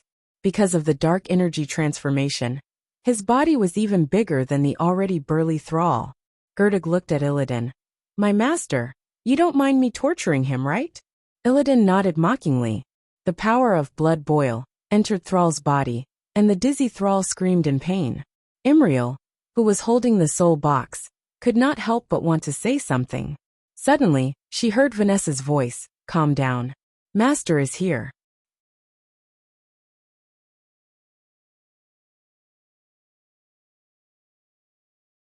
Chapter 1481. Shameless bastard. Even if you gain power, you are still scum. Despicable bastard. Let go of your claws. It was a handsome voice. A formless voice could not possibly be described as handsome. But hearing this voice, it naturally reminded people of those handsome men who brought disaster to a country. affected the employment rate of single dogs, and made more girls have unrealistic fantasies. Behind Gerduk, a fiery red figure suddenly jumped out, using his emerald eyes that seemed to be carved out of the finest jade to stare at the rebellious orc. His tone easily reminded people of those holy knights with an excessive sense of justice. Unfortunately, the fire element that surrounded his body was so dense that it was almost tangible, allowing bystanders to understand that this lord had nothing to do with clergy. Then around this fiery red figure, countless flashing red lights appeared. Those were pieces of rubies that seemed to be the most magnificent ornaments. No, after a closer look, one would be surprised to find that all of the rubies were actually particles of extremely concentrated fire element. Rather than saying they were like rubies, it was more like the feathers of a phoenix. Every sharp feather pointed at Gerduk, the fell orc who was in a crazed state of thirst for power. Undefeatable, Gerduk did not even need to think about it. His instincts told him that this male elf in front of him, who was more beautiful than a woman, was undefeatable. That was not an ordinary powerhouse. It was obvious that this fellow had stepped into the realm of gods. Fighting with such a fellow was stupid in itself. He could not defeat him. Gerduk was indeed cruel and tyrannical, but that was based on the fact that his strength was superior to his opponent. Perhaps he had killed many people, and many enemies that seemed strong. Unfortunately, deep down, he was still that orc laborer full of contradictions. Almost immediately, he wanted to find his own people to take the blame. Unfortunately, there were not that many powerful his own people who were free. A dazzling wave of thunder and lightning, like a roaring dragon, suddenly exploded in the temple. A red-haired female Naga with a swaying snake tail, 6 arms, and a standard high elf head appeared. With a single chain lightning, the 4 members of the Illidari Council were forced to jump over the wall. On the other side, a tall and skinny figure appeared, repelling the soul casket with one move. The blazing flames scattered the source of suffering. At this moment, the soul box began to reorganize itself and entered the second stage. Illidan's expression was ugly. His teeth, which were as sharp as a shark's fangs, were grinding against each other. When he saw the face of the person who had suddenly appeared, he could no longer maintain his arrogance, as if he was standing above the clouds and looking down on all living beings. He became more like a mortal. You. After Illidan's aggressive first note, it was followed by a deflated note that sounded like he was falling off a cliff. Duque had never thought that one day he would hear a word or a syllable that contained such rich emotions. Originally, Duque wanted to show off a little and ask Illidan if he would choose to forgive her. He also wanted to compare what Illidan had in common with Mario's Luigi, the Teenage Mutant Ninja Turtles, Teemo, and Guan Yu. She even wanted to sing, "The vast grassland is your love." But when they met, Duque found himself unable to complain, because what he saw was the gentle gaze of an infatuated man. At this moment in Karazhan, Tyrande, who was in Duque's arms, could not help but turn her head and say in a mosquito-like voice, "He knows that Duque's is fake. He also knows that I am watching him." Yes, how could a truly peerless master not see through that the Duque in front of him was just an empty shell? In this life, Illidan did not have the chance to obtain the loyalty of Kale. So the only one who betrayed him was Vashj. However, Illidan didn't look at anyone else. He only looked at the puppet Duke, hoping to see the figure of someone he was familiar with from those strange and disgusting eyes. As the brother of Malfurion Stormrage, Illidan's story was too legendary.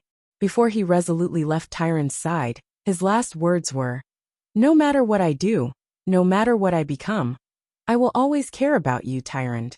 If this sentence was used as a love letter, it would probably be very lethal. Unfortunately, in this life, everything was ruined by Duque. The 2 brothers' fight for Tyrande had stopped because of the ancient war. When they came back to their senses, Tyrande had already been taken by Duque in the name of saving the world when she was captured, and there was no turning back. If Duque was just a despicable and shameless person who took advantage of others when they were weak, then the 2 brothers might still have a chance. If Tyrande was willing, they probably would not refuse. Unfortunately, Duque played a huge game of infernal affairs. Not only did he foil the Burning Legion's plan to invade Azeroth, but he also blew up Sargera's largest fortress in the Twisted Nether, becoming the greatest hero of all time. It was because of the double conquest of body and mind, as well as the approval of the moon goddess Elun, that Tyrande was determined to keep her chastity for Duque for 10,000 years, and refused any new relationships. As a result, Illidan's secret love could only be a secret love. The first and most beautiful love ended before it even began. Just like in history, if Malfurion had taken Tyrande, perhaps Illidan would have been even angrier. But if Duque had won the first prize, Illidan surprisingly did not find it so hard to accept. At least this was not the double blow of family and love. After all, Duque's performance in that battle was even more outstanding, and he had achieved something that he could only look up to. However, acceptance was acceptance. When it came to the Burning Legion, Illidan had a completely different view. On the other hand, Duque was also quite conflicted. Just by looking at Illidan through the endless nether on the magic mirror screen, Tyrande's emotions were already a little out of control. After saying that, Tyrande fiercely kissed Duque a few times. Duque, if it's possible, and I'm saying if you really have that luxury, please give Illidan redemption. As she said that, Tyrande forcefully squeezed her body against Duque's chest. If it was in the past, feeling the pressure of Mount Hyjal, Duque would have been very happy, and he would be happily revising some 48 moves with Tyrande. But right now, Duque really could not bring himself to be happy. Redemption? This was a phrase that only people who had fallen into evil would use. If Duque remembered correctly, Illidan was playing infernal affairs at this time.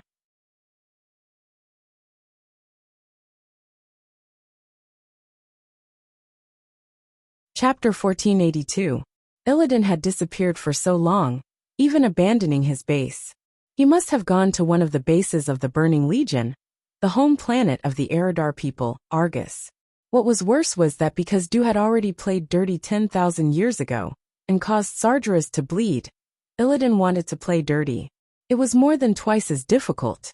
He didn't know if Illidan had succeeded, but whether he had succeeded or not, and whether he was really playing dirty, Duque could only pretend that he didn't know. Once he was exposed, Illidan, who was probably a good comrade working behind the enemy lines, would be destroyed. Sigh. Duque sighed softly and hugged Tyrande's waist tightly. Their chests were pressed against each other, and they could clearly feel each other's heartbeat. The end of a true fallen is destruction. Only those with kindness in their hearts have hope of salvation. Hearing Duque's words, Tyrande couldn't help but look into the room. From the start of the attack on the Black Temple, Duque had moved Karazhan's command center to the elemental mana pool at the top of the Mage Tower. The mana pool was like a 5-man football field. The elemental emissaries led by Khadgar were monitoring the operation of the magic net, making adjustments from time to time to change the flow and supply of mana. At the side of the field was the command center, where Duque and Tyrande were. Although the room was very comfortable, with a desk and a bed to rest on, this was undoubtedly the core of Karazhan's control. All the large mana circuits were located in the command center. From here, Tyrande could see the few elemental emissaries in the elemental pool. Thaddeus, who had been turned into a monster-like construct by the cataclysm, was no longer a living person, but he could still smile and live on as an elemental creature. Sapphiron, the bone dragon that had once brought death and destruction to Azeroth, was now performing his duties gracefully. Black Witch Farina, who had once been a vicious woman, was now obedient like a little wife who would only be bullied, helping Khadgar. There was also Onyxia, the infamous little female dragon, who seemed to have completely accepted her identity as a mount. She was willing to let Duke ride her day and night, as if she was in danger. When Duque didn't have time to care about her, she would either stay in her room full of gold coins and sleep soundly, or like now, she would gracefully put up her orchid fingers and gently sip the warm black tea. Of course, the entertainment program that the Black Dragon Princess watched to kill time while drinking tea wasn't anything good. Watching the various creatures that invaded Karazhan through the cracks in space being crushed by the Einherjars of Karazhan was her favorite hobby. Tyrande thought of the Karaji twin emperors who were still at the front lines, Prince Kale, that's who had been labeled a traitor, and Vashj, who had recently returned. Tyron suddenly felt a lot better. So many fallen and terrible people had found redemption after meeting Duque. Perhaps Illidan could too. Duque could clearly feel that Tyron's body was no longer tense. The High Priestess was as soft as water when she relaxed. Duque smiled bitterly. Many things were happening in Karazhan, but the Black Temple didn't stop either. Kale, that was able to defeat Gurdig in a single exchange. After all, the mutant fell orc boss' biggest trump card, Blood Boil, was completely ineffective against Kale. That's Boil? My blood has never turned cold, nor has it ever stopped. Kale, that's opened his arms, and a fire phoenix rose from his wide red cloak with golden edges. With a clear cry of the phoenix, countless fire feathers rained down on Gurdig, easily making him repent in the purgatory of flames. Ah! Gurdig rolled in the sea of fire in pain. He was knocked down, but he didn't die on the spot. The many evil potions that he had drunk had greatly strengthened his body. While his body grew larger, he also had resistance to various elements. This only increased his pain. Just 2 meters away, Thrall watched silently as Gurdig walked towards death, but didn't try to stop him. Every true orc would despise this guy who had blasphemed the bravery of the orcs and blasphemed the most precious tradition. The soul box fell into silence. Perhaps it would enter the second stage in a minute or two. At this point in time the battle stopped. Illidan didn't move. The 4 members of the Illidari Council were being suppressed by Vashj. But after Kale, that's took care of them, Vashj didn't attack the 4 ruthlessly. The 4 used to be Kaizi's subordinates, Gathios the Shatterer, Zarever the high-level mage, Duchess Mayland and Wireless Deep Shadow. When Kale, that's appeared in front of them again in a tyrannical manner, their faces didn't look good. Originally, the Illidari Council was established by Kale. That's the role of the council was to manage the Black Temple for Illidan and deal with the various daily affairs of the Black Temple.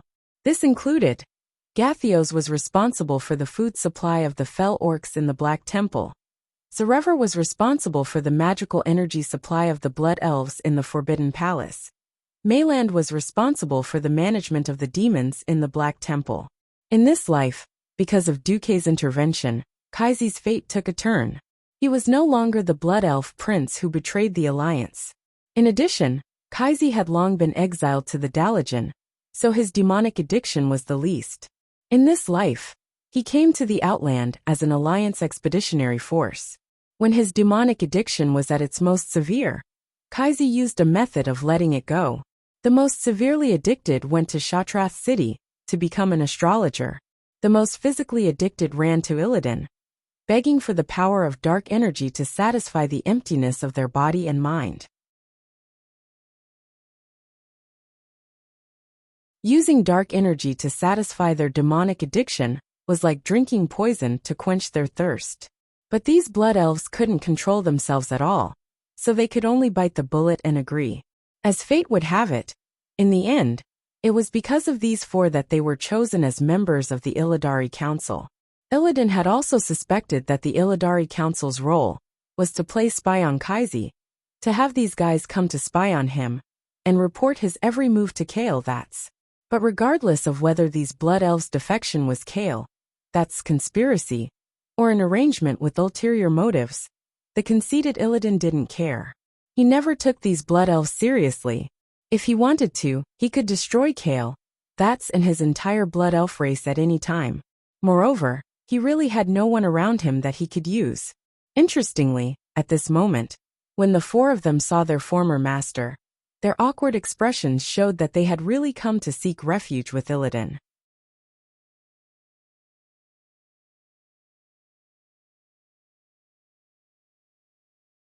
Chapter 1483. If Kale, that was still the half-baked commander who had lost contact with his home planet, and was in an awkward position, and could not solve his subordinate's demon addiction, then Illidari and the others could just abandon Kale. Aside from good and evil, this was a typical example of people going to higher places. But now Kaizi had the aura of a king returning. It was obvious that Kale, had used some way to temporarily merge his mount, the phoenix named Ao, into his body, and obtained most of the power of this phoenix that had just entered adulthood. Compared to the dragon slayer Gruul, this was also a demigod body, even if there was a time limit. Under normal circumstances, Kale that should not have played his trump card so early. However, the alliance's cards were stronger. Vashj, recognized as the strongest among Illidan's subordinates. This wasn't a matter of selection, but a matter of fighting. When Illidan was in control of the Outland, Vashj, Magtheridon, and Mother Shiraz all seemed to be in this position. Vashj defeated 2 other strong people before she proudly ascended to that position. No one thought that Illidan's strongest force would betray him just like that. And it was the most thorough kind. He and his subordinates rebelled together. When Illidari and the others heard the news, they were so angry that they wanted to vomit blood. Especially when they saw Vashj use their water pump to pour water into the Moon Shadow Valley and drown a part of the Black Temple. The 4 of them almost collapsed. They did not know if it was lucky or not, but just when the 4 of them thought that the Black Temple could not hold on, Illidan rushed back. This kind of twists and turns was too much for the eyes to take in. On one side was the powerful Illidan. On the other side was the even more mysterious weave demigod Duke Marcus. No one knew who the winner would be. Almost as soon as Kale that's appeared, Illidan felt the 4 of them waver. Illidan sneered, but did not say it out loud. In his eyes, the deciding factor was always the small group with the strongest power. As long as the final winner was him, then all problems would be solved. He needed to use the Illidari Council to do chores for him, and he also needed to make the 4 of them think that he still trusted him. Although the lack of absolute loyalty from the 4 of them made him a little uncomfortable. So what? After being in the Burning Legion for so long, he no longer believed in the concept of loyalty. As long as he had the strength, even the most ferocious demon would obey his orders. It was because of this that he allowed the council to continue to exist, which was filled with inner conflicts. However, he was very interested in what would happen to these 4 fellows who were the chess pieces of both sides. Perhaps only the goddess of destiny herself knew. After a short confrontation and awkward silence, Illidan grinned as if he was laughing. Duke Marcus, you're quite famous. What, you want to beat me? Illidan Stormrage, with just this doll you brought? Being mocked by Illidan, Duke was not angry at all. He did not expect Mark Dooku, who had limited mana output, to defeat Illidan. Facing me is better than facing Tyrande or Malfurion, isn't it? Duke's words deeply provoked Illidan. One could clearly see the muscles on this legendary figure's face slightly trembling. Duke added, "Furthermore, you're underestimating the Alliance's strength." Mark Dooku opened his arms. Beside him, 2 giants as tall as towers immediately took a step forward. The Courage Twin Emperors, genuine demigods who could exert demigod-level combat power with the support of the magic net. They stood 5 steps away from Duke on the left and right. Kale, that's turned into a ball of flame, and appeared on Duke's left in a flash. Vashj smiled charmingly, swaying her snake tail in a beautiful rhythm, and stood on Duke's right side. You could say that Duke was arrogant, but you could also say that Duke was showing off. I'm just a little brother, strong and numerous, with 4 demigod subordinates. Do you have that? Although the twin emperors were more dependent on the weave, Vashj and Kai-Z were strong people independent of the weave. Duke's face was full of anger, and even a little arrogant. Call your master, kill Jaden over or you'll lose. Duke had such a confident expression on his face. This was not a simple bluff. This was a gamble based on the current situation, and the risk was not high. If the Eridar Gemini's intelligence and history were correct, Kill Jaden was no longer in the twisting nether and sneaking into Azeroth. Otherwise, Illidan would not have had the chance to sneak into Argus to cause trouble. On the surface, Kill Jaden, who was Illidan's boss, could not appear, so the upper limit of the combat power of the next battle would only be limited to demigod level. In other words, if Duke did not come in person, Kill Jaden would not appear. Illidan had just finished causing trouble, and he was also feeling guilty. Of course, he would not put down his pride and send a distress signal to the twisting nether. At this moment, Illidan still did not know that he had already been taken advantage of by Duque. Glancing around, Illidan frowned. For a grand battle, this place is too small. Come to my training field. After saying that, he did not care about how Duque would respond. He flapped the demonic wings behind him, and his huge body flew up like an arrow. Boom, boom, boom. He completely ignored the thick roof of the temple, and with his demigod body, he brutally broke through layer after layer, rushing straight to the platform at the highest level of the Black Temple. The twin emperors were the first to follow, and on their backs, 2 pairs of cicada-like wings grew just like that. They also followed with incomparable violence, breaking through the roof walls and going up.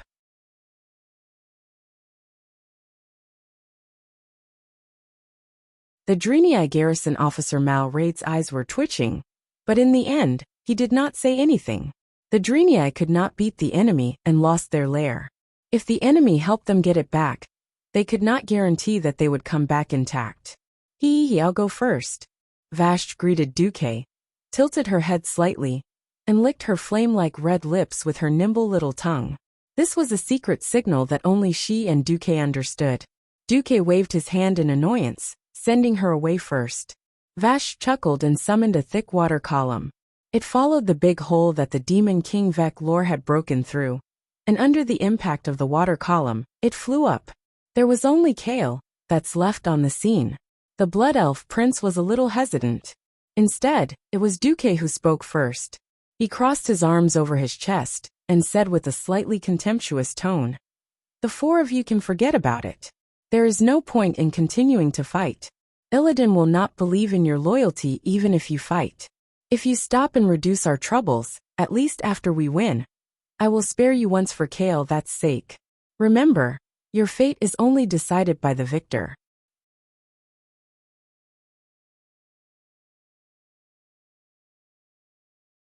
Chapter 1484. Duque's words definitely hit the nail on the head. In the original version of history, the Allied forces attacked the Darkness Temple after defeating Vashj and Kale. That's Illidari and the others, who thought that they had lost their master, chose to stand on Illidan's side and fight the Allied forces to the death. However, Kale, that's the master that they had sworn loyalty to, was standing here, and they had only turned to Illidan because they couldn't resist the demon addiction. With the amnesty of Duque, the #1 person in the alliance, it would be a lie if they didn't feel relieved. Kale, that's also let out a long sigh of relief. Duque, thank you. Kaisi in this life was good at everything, except that he was too soft-hearted. Duque waved his hand, and Kaisi immediately understood. His private mount Phoenix immediately jumped out, chirped happily, and rushed straight up with Kaisi on its back. On the other side, the soul box seemed to have completed its transformation.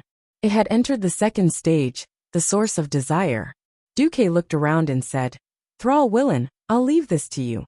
Thrall had already stood up, and his face was very dark. If the soul box was just an enemy that could be fought or not fought before, it had now become a target that Thrall and the entire horde had to defeat. Whether it was out of brotherly love, or the principle of the shaman doctrine of souls returning to the earth, Thrall and the horde couldn't let Orgrim's soul suffer in the soul box. Thrall also realized that such a powerful Illidan wasn't something that the horde could deal with. Focusing on dealing with the soul box was what the horde could do now. Thrall nodded heavily in response to Duque's words. Duque, who was in Karazhan, peeked at the situation on the other side. The shadow of Akuma was easy to deal with. Now, Varian was leading the Alliance's horde to fight the 6-armed demon matriarch, Shiraz. It could be said that the battles in all parts of the Darkness Temple were at a stalemate. In the temple, Duque raised his hand, and a winged figure suddenly appeared. She was Shatura, the head of the Zerg in the Outland. Duque lifted his chin at the 4 of them, and waved the things in his hand. They were a few bottles of high-purity Sunwell water. This scene caused the breathing of the 4 people to quicken. While dark energy could temporarily alleviate the demon addiction, but how could the dark energy that was converted from the souls of the earth be as pure and efficient as the water from the Sunwell? Duque smiled. "My promise is valid. As long as you don't help each other, before we decide who's the winner between us and Illidan, the Alliance will accept you again, and they will not hold it against you for defecting to Illidan. Remember, Illidan's last name is Stormrage. Blood brothers, broken bones connected tendons. Back then, Illidan had courted death in front of the Night Elves and deserved to be executed. But in the end, Malfurion still used his influence to sentence Illidan to life imprisonment. Just because Illidan was Malfurion's brother and Tyron's unlucky childhood friend, Duque could not kill Illidan.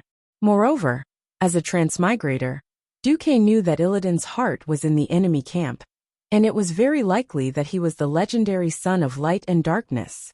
After intimidating the four people for a while, the four people silently took a few steps back and stood a certain distance away from Shachula. Duque nodded, and then he flashed to the top of the temple. Blink could not flash into the air, but the floors of the temple were the best stepping stones.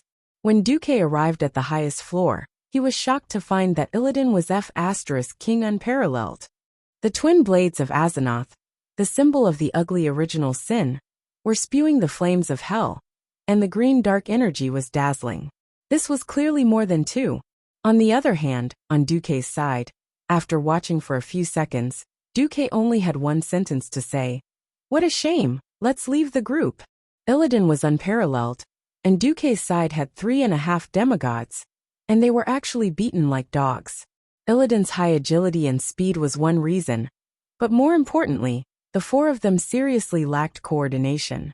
The attack speed of the Sword Sovereign's Karaji Emperor sword was too slow. This was not a game where one would forcefully lose HP. Originally, the Sword Sovereign's swordsmanship was barely acceptable, but in front of a fierce person like Illidan, it was nothing. Thinking about it, Queen Sylvan could dodge in front of him, so naturally, Illidan could too. After discovering that the twin emperors had the same HP, Illidan did not even bother with the Demon Sovereign. After all, Illidan was better at swordsmanship than his magic. And although the Demon Sovereign was proficient in all types of magic, the power of each type of magic attack was limited, and Illidan directly used shadow magic to fight him. On the other hand, Kael, that's used the Sword Sovereign's magic immunity to fiercely throw fireballs, almost turning half of the platform into a sea of fire.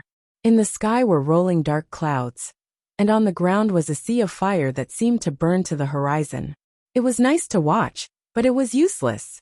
As long as he was not a demigod, the power of Kaizi's elemental magic could not improve in quality. The gap between mortals and gods was not so easy to bridge. Moreover, the guys in the Burning Legion were really not afraid of fire. Dark energy itself was one of the most terrifying flames in the world. After Illidan took 2 tentative pyroblasts from Kaizi, he smiled contemptuously and ignored Kaizi. When a mage reached Breaking Dawn, they already had many life-saving skills. They could not confine a Breaking Dawn mage's power source in the elemental domain, and it would take a long time to chase a Breaking Dawn. So Illidan played the elimination game with Kaizi. Being hated by the enemy was also a kind of honor, but being ignored by the enemy was a shame. At least Kael, that's had experienced so many ups and downs, and his mentality was more mature and steady. He did not really rush to play melee mage with Illidan head-on, and turned to support Vashj. This was because Vashj, who was more comprehensive, was the one who was the real threat to Illidan. Her nature element thunder magic not only covered a wide range, but the electric shock also had paralysis and deceleration effects. This was definitely a big threat to Illidan, who relied on agility, and Vashj's superb archery skills. Sound arrows, silent arrows, invisible arrows, curved trajectory, straight-line explosive shots, attacks that were calculated with precise shooting trajectories, would sometimes suddenly form a situation similar to a fatal blow. Several times she almost hit Illidan's vital points, and his scalp went numb on the spot. Almost every time he narrowly dodged it. Illidan could be considered ruthless. What Duque saw when he came up was Illidan directly summoning a large group of shadowlings to entangle the other 3 powerhouses, and taking the opportunity to attack Vashj. It was true that Vashj had 6 arms, and after 10,000 years of training, her 6 arms were extremely coordinated. 2 longswords, 2 daggers, and a staff danced up and down, almost airtight. Even with Illidan's crazy attacks, Vashj was not at a disadvantage in melee combat. Vashj was at a disadvantage because of Illidan's dark energy. Illidan's entire body turned into a green sun, brutally burning everything within 10 meters of his body.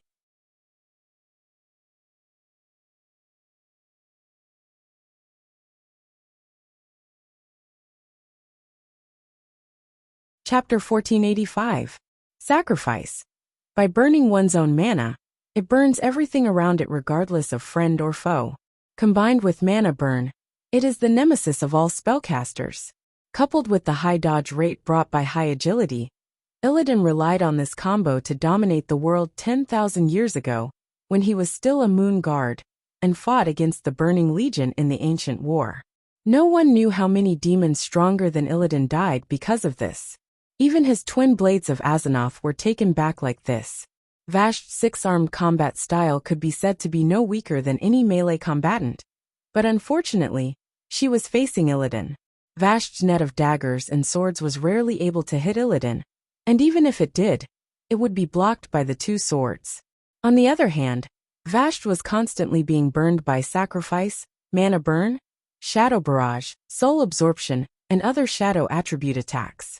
Even if Vashj had a demigod body, this was still not the way to go. The Sword King killed the shadow demon and rushed over to help. His movements were slower, and it looked like he was more of a hindrance. If Kai'Zi hadn't given Vashj an effect similar to Blazing Haste, which greatly increased Vashj's movement speed for a short period of time, perhaps Vashj's situation would be even worse. Traitor! You shall die here. Illidan opened his big mouth with shark teeth and grinned. Traitor? Haha. Do you remember what I said to you when I first joined you? Since you are so strong, before a stronger guy appears, I will serve you. Now that my master has returned, I will naturally return to serve my master. By the way, during the ancient war 10,000 years ago, I offered my loyalty to my master Mark Dooku, who is now Duke Marcus, in the palace of Azhara. Vashj said with a smile. There was a fundamental difference between serving and loyalty. When Illidan took Vashj as his subordinate, he didn't think so much. With the idea of I should be the best in the world, he never thought that Vashj would have a master. Vashj didn't mention Tyrande at all, but how could Illidan not think of the mess between Duque and Tyrande in Azhara? This made Illidan even angrier. On this side, Vashj was clearly at a disadvantage, but her face was still fearless. Her 6 hands continuously launched counterattacks, and from time to time, she would use thunder magic to shock Illidan. Her attitude of absolute reliance made Illidan even more angry. Haha, are you still waiting for your master to save you? No chance. He's a coward who doesn't dare to run out of his wizard tower. Illidan roared, his voice almost breaking Vashj's eardrums. Illidan's shout made the 3.5 demigods present a little angry, but also a little helpless. Illidan had already used his tyrannical strength to show his dominance as a leader. But what about their boss? Because he was restrained by Kill Jaden, he could not come to Draenor personally. In the beginning, they had hoped to defeat Illidan to prove themselves, but after a short period of failure, their mentality had changed subtly. King against king, general against general. This idea of Azeroth, which had been an iron law since ancient times, began to spread uncontrollably in their minds. Why can't our boss Duque appear? In fact, it was not just them. There was actually a very faintly discernible, while secretly scanning here, every once in a while. At this moment, a leisurely and absolutely confident voice sounded. Illidan, you think too highly of yourself if you want my main body to act. However, it's not impossible to let you see the mighty power of a demigod of the weave. Duque, the one who spoke was the puppet Mark Dooku, who had come to the platform, and was directly controlled by Duque. In Karazhan, Tyrande suddenly hugged the rising Duque. She was so nervous that tears could clearly be seen at the corner of her eyes. No, you can't go directly. Kill Jaden is watching you. As soon as your soul enters Draenor, you'll fall into his trap. Duque smiled gently and gently stroked Tyrande's hair. You're not a wizard, so you don't understand. In fact, I don't necessarily have to personally participate in order for an empty puppet to have demigod-level combat power. Behind the humanoid puppet, a colorful portal opened up. An existence with extremely strong elemental fluctuations stepped out of the portal and came in front of Illidan, Vashj, and the other powerhouses. However, his appearance caused all the powerhouses to be dumbfounded. The existence in front of them, with a translucent soul, was definitely not Duque. However, the powerhouses on Duque's side were not unfamiliar with the newcomer. Khadgar. Yes, the person who had come was the great director of the Weave, the originally incomparably powerful great wizard of 3 virtues, Khadgar. The current Khadgar was just a standard elemental creature. His appearance made Kale. That's instantly understand what Duque was doing. The magic circuit was rooted in the soul, and it was a magic system that produced and controlled magic power. To let an empty soul have powerful magic power, not only did it need a tough and incomparably compatible body, but it also needed the soul of a powerful wizard. Duque could not put in his soul, but it did not mean that he could not use other souls. As soon as Khadgar appeared, he took large strides and directly turned his entire elemental body illusory, entering Mark Dooku's body. Then Mark Khadgar opened his arms and shouted to the sky, "I, Khadgar, open my soul to my lord. The will of my lord is my will." With a burst of purplish-blue arcane light shining in front of everyone, in less than half a second, the Duque that appeared in front of everyone became real.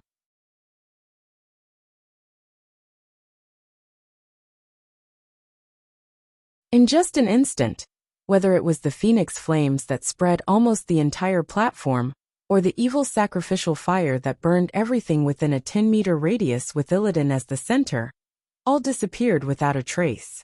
The scenery in their field of vision did not change, but in the perception of the powerhouses, what appeared in front of them was an extremely quiet elemental world. The violent fire elemental was as still as water, the surging frost elemental was resting quietly, and the reverberating natural elemental elements circulated themselves according to this world's unchanging rhythm for thousands of years. All the elemental elements seemed so quiet and serene. No one could imagine that just a moment ago, there was a magic war that involved the divine realm. Only the top magic powerhouses could feel the sea of magic. 12 bright moons lit up in the void. These moons were actually the 12 nodes of the Weave. They calmly provided elemental power from the entire world of Draenor to the existence at the center of the nodes. Duque opened his eyes, and his pupils were clear. "Come, Illidan."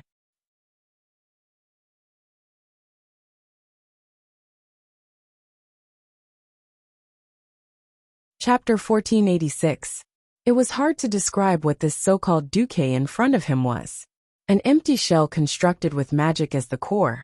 The soul of a super mage who was supposed to carry the destiny of history, but became an elemental life form, and the control of a real demigod behind the scenes. Illidan looked at this Duque with mixed feelings. He felt like he was being fooled, but he couldn't tell what Duque had fooled him about. As for where Kil'jaeden had gone, Illidan had a vague guess. What Duke was doing now was fulfilling his duty to protect Azeroth. He had done it to the best of his ability. It was just that no one thought that there would be such an operation. Duque raised his left hand horizontally and gently grasped. A very ordinary brownish-red wooden staff suddenly appeared in his left hand's palm. It had a drumstick-shaped head and a simple belt. Just by looking at its appearance, no one would associate this quaint-looking staff with the legendary Azeroth's strongest staff. But when 3 ethereal crows appeared on the head of the staff and cawed, Illidan felt as if his fate had been disrupted by these crows. Duque spoke. His voice was low and full of a sense of history. "This is the Tish, the legendary staff of the Guardian. The former Guardian of Azeroth, Medivh, self-destructed this artifact's staff as the price to send Sargeras' soul into the bottomless abyss.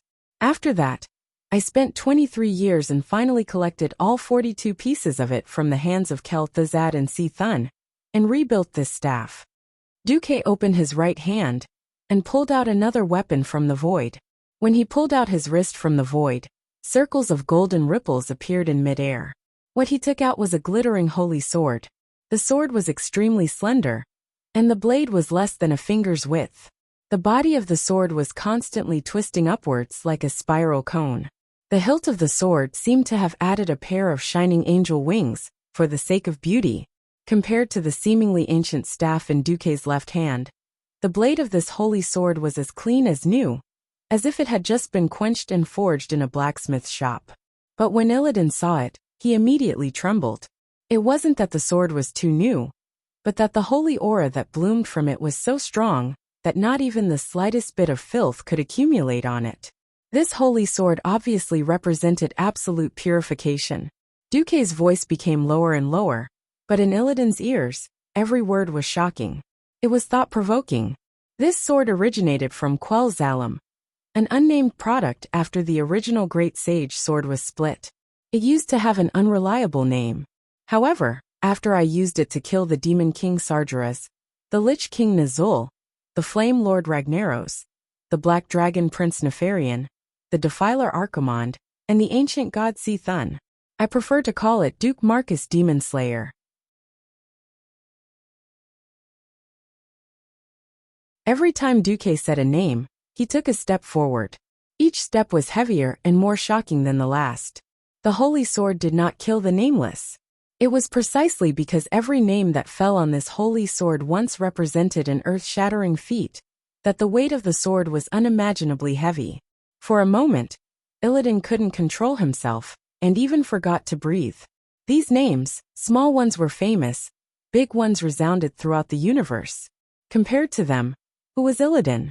Illidan more or less knew about Duque's achievements, but when Duque carefully listed them, he clearly felt the pressure in his heart was as heavy as a mountain. Crack. That was the sound of Illidan gritting his shark teeth hard. He didn't know when, but the tip of his left foot that was originally stepping forward moved back by a centimeter. He noticed this at once. This discovery made him ashamed on the spot, because this proved that he was afraid. In front of Duque, all his efforts seemed to be in vain, and all his achievements seemed to be child's play. When Duque blew up the twisting nether in the War of the Ancients, he was an immature spy. When Duque almost destroyed all the Burning Legion leaders, he was still Kil'jaeden's lackey. Without comparison, there would be no harm. Duque's glory was a reflection of his failure.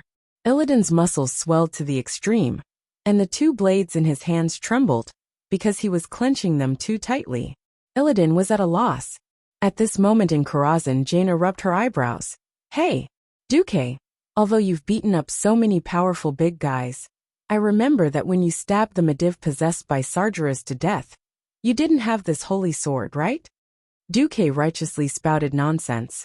When it comes to aura, as long as you can overwhelm the opponent, it's a success. When it comes to battle results, it doesn't matter if I believe it or not.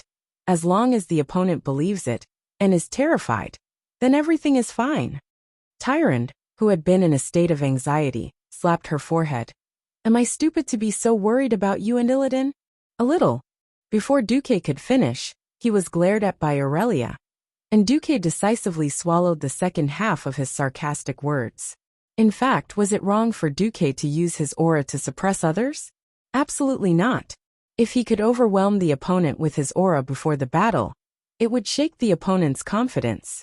In a battle like this where the difference in levels was not too far apart, it was the best opportunity. Duque's words were 70% true and 30% false. He was bluffing that Illidan was not well informed. The miserable Illidan had been imprisoned for 10,000 years, and not long after he was released, he jumped ship to the Burning Legion. Then, he was forced by Kil'jaeden to run to Northrend to fight against Arthas. At this point in time, it was after Duque led the allied army to kill Archimonde. Many things, even if Kil'jaeden kept his mouth shut, there would always be talkative demons who knew about Duque's crazy battle results. Under the spread of false information, Duque's battle results had long been exaggerated many times over.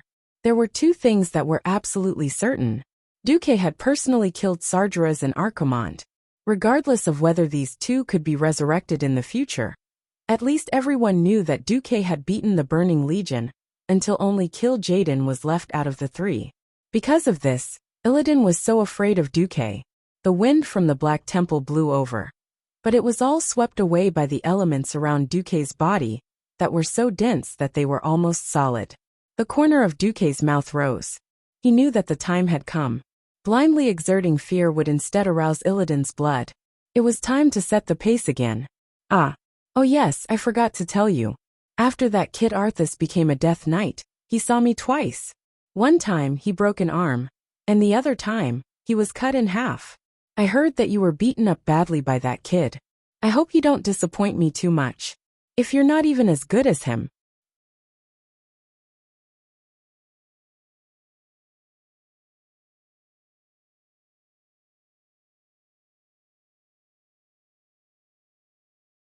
Chapter 1487. Duque's words were heard by the girls watching in Karazhan, and Jaina rolled her eyes. Although Duke's words didn't explicitly state that he was the culprit behind both of Earthes' deaths, it was clear that he was leading Earthes in that direction. Tyrande was surprised at first, and then smiled bitterly. She rested her chin on one hand and rubbed her eyebrows with the other, thinking, Illidan is a veteran who has lived for more than 10,000 years. Unfortunately, in terms of strategy and tactics, he will not be able to catch up to Duque, even if he practiced for another 10,000 years. Aurelia shrugged. She knew. Duque was good at borrowing power and accumulating his own advantages. There was no way to interrupt Duque at the beginning, and like a rolling snowball, Duque became the behemoth he was now. Who would have thought that at the beginning, Duque was just a little guy with a bit of strange ability. Now, he was almost the hope of the entire Azeroth. When Duque mentioned Arthas, it was like slapping Illidan in the face. His face, which had turned dark and green because of his dark powers, became very interesting. Is that all you can do? Illidan said fiercely. Oh. Duque laughed. He raised his left hand that was holding the staff and swung it horizontally, his palm slightly upward, and hooked his index finger at Illidan. Then come, it's just you and me. My men will not attack you. The twin emperors, Kai'Zi, and Vashj all stepped back, giving enough space for the two bosses to fight. Illidan's eyelids twitched. To be honest, if Duque came with his luxurious lineup, he would really have a headache. Just now, he could beat these four guys because they lacked coordination, and the key was that they lacked a true core. Once Duque appeared, then these four guys would undoubtedly all follow Duque's lead. The combat power of a demigod could be fully released. Just dealing with Duque alone was naturally more ideal in terms of tactics. Unfortunately, knowing that his opponent was just a puppet, Illidan had a feeling that he would lose regardless of whether he won or not. Indeed, Duque's main body could not descend, but it did not mean that Duque could not create a new puppet mage. Illidan really did not understand what kind of existence the demigod of the Weave was. Illidan shook his head and forced the distracting thoughts out of his mind. No matter what the result was, he could only fight. Otherwise, his foundation would be completely destroyed. With a cold snort, Illidan's huge body suddenly disappeared. He did not use the demonic spells that he was very familiar with. The other party was obviously an existence that had reached the pinnacle of elemental mastery. Blindly bombarding him with magic might not be able to gain the upper hand. Illidan brandished Azanatha's dual blades and attacked. There were no feints, no probing, only absolute speed. It was so fast that the naked eye could not catch it. It was unimaginably fast. It reminded people of the countless times in the ancient war when Illidan charged past quickly. Every demonic movement was frozen, and then purplish-blue blood sprayed out from the vital points. When Duque realized that Illidan had gone behind him and was about to slash him from behind, there was a moment when Duque thought that he was in trouble. Illidan was fast, but the reaction of the system elf was even faster. It was completely beyond the limits of what Duque could react to. The system had already activated its own defense. Woo! The elements that were extremely calm a moment ago seemed to be stretched in the space according to Duque's will. The terrifying cold light that suddenly shot out reminded every powerhouse of a weapon, and they felt a bone-chilling coldness from their bones straight to their heart. Illidan instantly judged that if he rushed in without a care, the chill would climb up his body in the next moment, and then instantly freeze, and then form a thick layer of ice, sealing his movements. Element Frost, Illidan's expression suddenly changed, and his body that had been greatly strengthened by his dark powers made an unimaginable move. In the blink of an eye, his huge body that was charging forward suddenly did a backflip.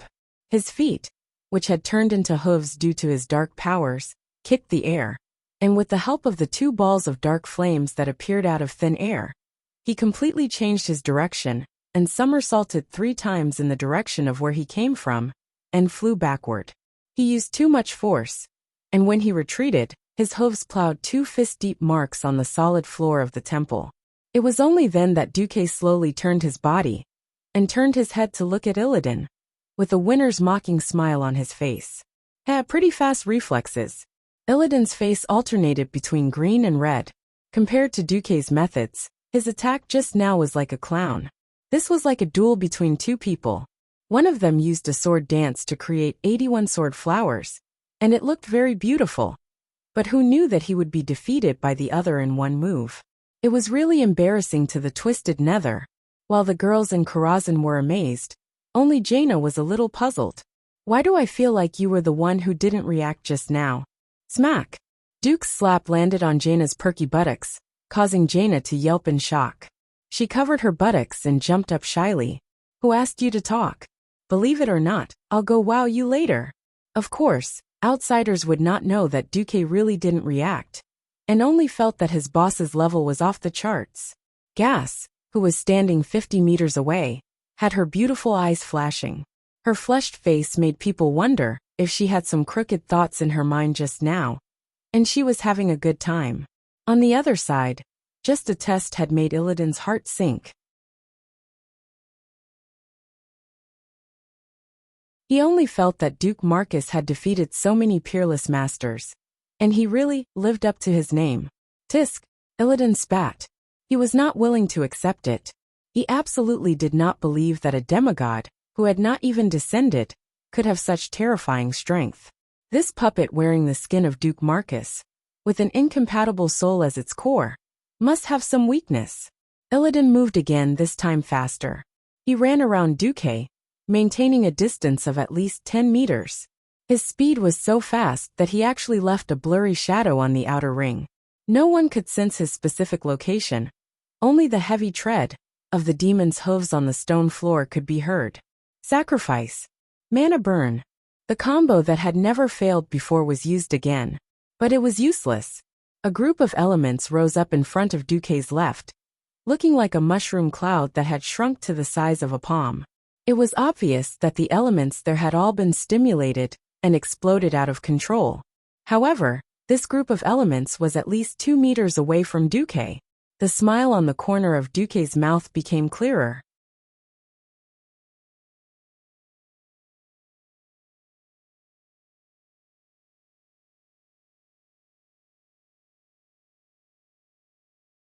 Chapter 1488. Illidan's mana burn sounded very powerful. With a small amount of magic power, he could cause chaos in the opponent's magic circuit and cause damage. In fact, this was a high-level upgraded version of the mage's mana seal. The difference between the two was that the mana seal would only cause temporary chaos in the opponent's magic and prevent them from casting spells. On the other hand, mana burn would inject more chaotic magic power into the opponent's body, focusing on causing all the magic power in the opponent's circuit to overload, or even cause the circuit to explode, destroying the opponent's magic storage and damaging the opponent's circuit. Since Duque had been plotting against Illidan for so long, how could he not guard against Illidan's move? Even if Illidan had long been in his demon form and seemed to have forgotten his signature skill, Duque would never forget it. Moreover, Vashj and the others had already gone up to test the waters. According to the results, Duque was even more certain. Therefore, in the surrounding void, Duque had already set up a series of magic loops similar to magic circuits.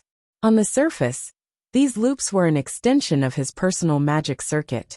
They were tactile and control lines, but in fact they were not directly related to the magic circuit he had now.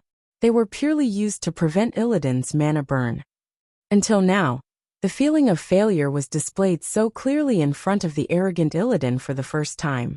In every battle he fought in his life, he could calmly control the life and death of others. But at this moment, he finally understood that when his best attack method was mercilessly suppressed, the weaker party was as weak as a drowning person who was bound by the goddess of fate, and then mercilessly thrown into the sea to wait to drown. That was the deepest sorrow. The move that he was most proud of since his debut had been completely destroyed, and his desire and confidence for victory had been mercilessly trampled. His heart finally showed signs of being unable to bear it. Before, he thought that as a new demigod, Duque often relied on the help of strong people to achieve such achievements. In terms of strength and status, he was only on the same level as him. If that was the case, of course, he could use all kinds of methods to give Duque a show of strength. But now, not only did he realize that he had failed to put on a show of strength, but he had also made a grave mistake. That wasn't some newly ascended demigod at all, nor was it a lucky person who had forcefully stepped into the divine territory by relying on his powerful physical body or some other special trait. Instead, it was a terrifying existence who had already grasped the core meaning of the divine territory. No, once Duque was able to become one with heaven and earth, he would be able to use the power of the planet endlessly.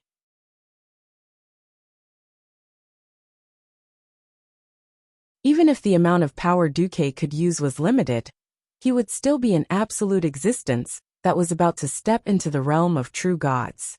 Duque gently propped Atish on the ground and smiled. Yo Illidan, if you have any other moves, hurry up and use them. I'm looking forward to the power you'll gain after joining Kill Jaden. Next would be Dark Bullet Screen, Soul Extraction, Fire Explosion, or Flame of Pain. Duque counted Illidan's moves one by one. Every time he counted one, Illidan's face darkened. If his trump card was known by the enemy, how could it still be called a trump card?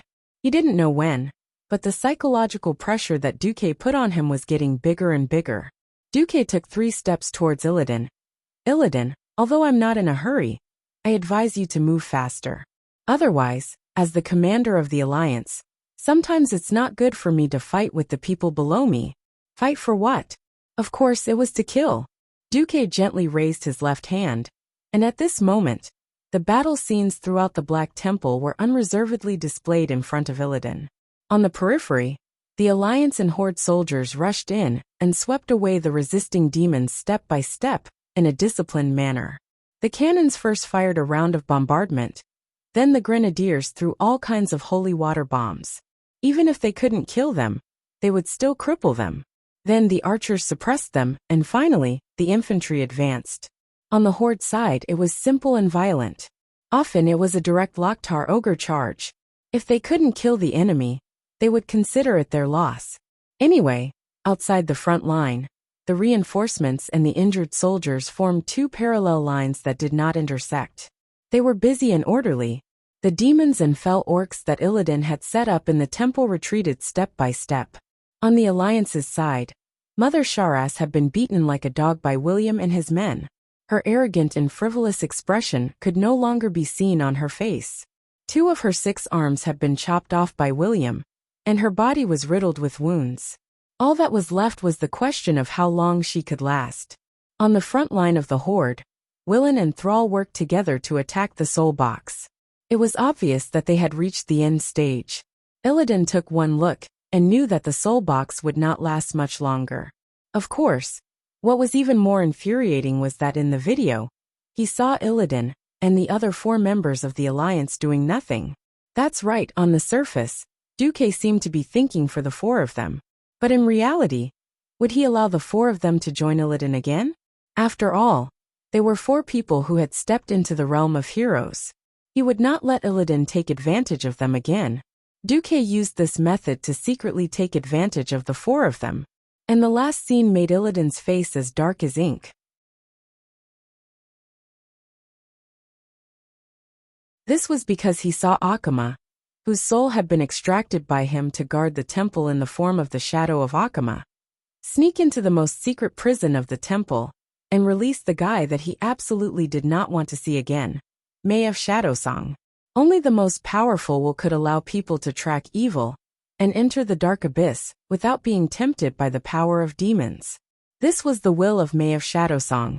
Before the War of the Ancients, Maeve Shadowsong was a high-ranking priestess of the Night Elves. For someone who did not have noble blood, this was a very impressive achievement. However, the terror and chaos brought about by the invasion of the Burning Legion made her deeply feel that only quick and decisive action was the only way to solve the problem. When the traitor Illidan was not sentenced to death, but was instead sentenced to life imprisonment, she could not contain her anger. However, she still offered to be Illidan's guardian until the day he died. She also gathered other priestesses to assist her and established the Watchers, an organization dedicated to defending the Night Elves from evil. After Illidan escaped from prison, Watcher Shadowsong embarked on a journey to hunt him down. In the process, many Watchers died, but her will never wavered. Her firm belief in order and justice carried her through many difficulties, including the time when she was captured and imprisoned by Illidan. Now that Maeve Shadowsong was released, it was obvious that according to her personality, the first thing she would do was to find trouble with Illidan. Illidan suddenly felt annoyed. He really did not know what would happen if he fell into Maeve's hands. But it would definitely be an ending that had nothing to do with happiness or stability. Illidan suddenly had an ominous feeling that he would fail.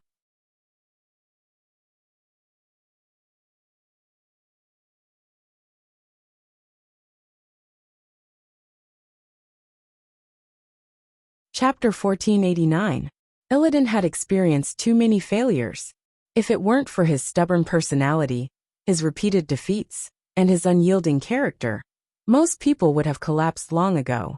Even Duque would have committed suicide after being locked in a small black room for a month, let alone being locked in a small black room for 10,000 years. In terms of willpower, even if he wasn't weak, it wasn't his strong point. An egg had a crazy amount of confidence and had survived time and time again. But so what? Could it stop him from failing again? Duque saw Illidan's expression and knew that his psychological attack had worked again. Although he could not understand the relationship between Maeve Shadowsong and Illidan, it was indisputable that Illidan did not kill Maeve immediately after capturing her. Although Maeve had tortured Illidan many times in the past 10,000 years, it was an indisputable fact that Illidan did not kill her immediately after capturing her. Was it the other way around, or was it the other way around? Or should he leave her away out in the future? Or should he leave her alone in the future? Or maybe it was all three. Duque didn't know. Anyway, Duque only knew that Maeve was very strong. If she wasn't strong, she definitely wouldn't have been able to chase Illidan like a rabbit. If Duque wasn't wrong, Maeve Shadowsong should have some kind of demigod body, and it was similar to Illidan's. Otherwise, Illidan wouldn't have needed to team up with a group of subordinates to capture Maeve. When Tyrande, who was in Karazhan, saw this scene, she felt as if she could already see the ending. Duke was like the most skilled hunter, forcing the beast Illidan step by step into the trap that he had prepared beforehand. This was not only the suppression of the general trend, but it was also a chain of nooses. Hey, Duque, why do I feel like you're the main antagonist this time? Jaina very cleverly pointed out this point. Slap. Last time he slapped the left side, this time it was the right side. Woo woo, Jaina cried. She had been a little princess since she was young, and when she grew up, she became a queen. Other than Duque, the bastard master who pushed his disciple, who else would dare to slap her butt? Do I need you to speak out of turn? On the platform of the Black Temple, Illidan was obviously affected. He moved again, and this time, he actually made a mirror image similar to the Sword Saints. At this moment, there were a total of 4 Illidans in 4 different directions, pacing in an invisible circle. Huh! Duque let out a breath of turbid air. He had never seen Illidan use this move before. However, if all of Illidan's moves were the same as in the game, then it would be too boring. Even though he was the pharaoh back then, he had no interest in such things. However, as the leader of the team, he had a wealth of experience from farming Illidan countless times.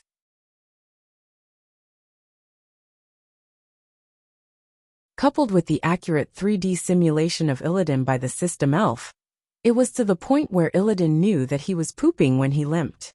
Duke Marcus, repent for provoking me again and again. Sorry, as a demigod, I really don't know who to repent to. Duque had a strange smile on his face. In the next second, Illidan knew why. Besides, I know this move of yours too. True mirror image. Opposite to the four Illidans, four identical Duques suddenly appeared out of thin air. Their height, figure, clothing, appearance, and even their expressions, and the magic contained within were all the same. If it wasn't for Duque deliberately leaving a loophole, even people like Vashj probably wouldn't be able to tell who was who. Duque let the four new mirror images hold different weapons. These magic weapons of different styles came from the Molten Core, Blackwing's Nest, Naxxrama's, and the Temple of Ankh-Karaj. They were a powerful bonus to the mirror image's spellcasting ability, and also a great proof of Duque's success in conquering the various forbidden lands. As his strength increased, these weapons and equipment were no longer useful to Duque, but they were all soul-bound. It was a waste to turn them into enchantment materials. Anyway, there were plenty of places, so he might as well keep them as souvenirs. Now that he used them, it was another slap in the face for Illidan. Look, I'm even holding the real thing in my doppelgangers. Do you have the ability to make 3 pairs of twin blades of Azzinoth? Fortunately, Illidan didn't have his eyes anymore, otherwise, wouldn't his eyeballs have popped out this time? Behind the black cloth covering his eyes, a ghostly green light flashed nonstop. It was obvious that Illidan was very angry. Calm down. Calm down. I must calm down. Although he knew that Duque was provoking him, looking at Duque's irritating face, and thinking that this was the guy who had taken over his beloved tyrant, Illidan couldn't keep calm at all. Ha! 4 loud shouts exploded in 4 directions at the same time. In the next second, all 4 Illidans disappeared. Mirror Doppelganger was a skill that he had learned from a Fel Orc Sword Saint, and it took him a long time to master. This skill had a very high requirement for talent, and it also required the coordination of the brain and the ability to command. He really didn't believe that a weak mage who didn't use all 4 limbs could have that kind of reaction and face attacks from 4 directions at the same time. Actually, Duque really didn't have that. However, Illidan knew too little about Duque. From the beginning, Duque was famous for his so-called metamagic ability multicast. Not to mention with the help of the system elf, Duque could even make 100 doppelgangers with different movements and independent reactions.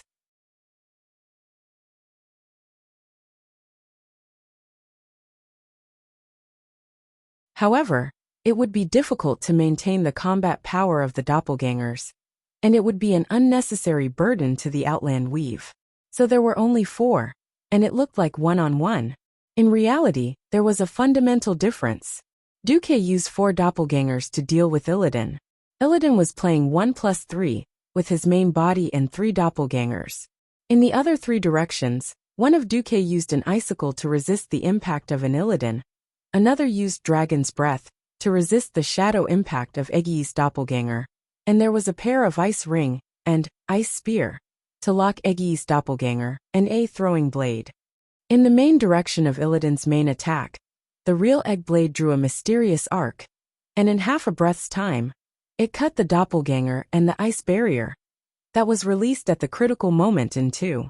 That mirror doppelganger of Duque let out a very realistic scream, which made even the Karazhan women's hair stand on end, and then disappeared.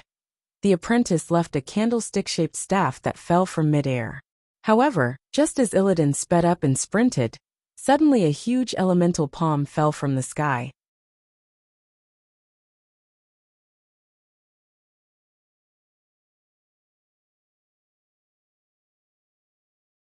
Chapter 1490. If the attack of the giant hammer was like the weight of Mount Tai, then the attack of the axe was like the splitting of heaven and earth, giving off an irresistible sense of toughness. Pure speed often came at the expense of explosiveness and destructive power. Illidan was not afraid of his opponent's speed. His body, which had been greatly strengthened by dark energy, was enough to allow him to ignore most low-intensity attacks. The chaotic aura of dark energy that lingered around him was also enough to crush any low-purity magical element. Now, the feeling that this elemental palm gave Illidan was the perfect combination of toughness and toughness. It was obviously the most rebellious magical element in the atmosphere of the Outland. But not only was it extremely tame, but it also reacted abnormally fast and violent. Dodge? How could he dodge? The elemental palm covered an area of 100 meters. If there were no obstacles, Illidan could still dodge at high speed.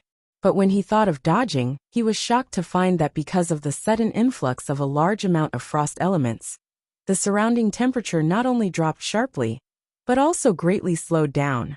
Raising his head suddenly, Illidan's face showed an indescribable strange expression.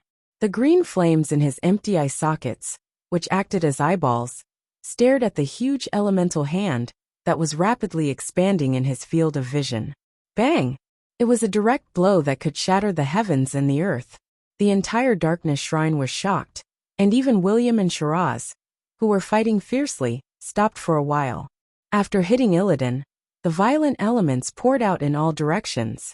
However, Duque slammed a tiche heavily on the ground, making an incomprehensible metallic sound. In Karazhan, Jaina looked at this scene in shock.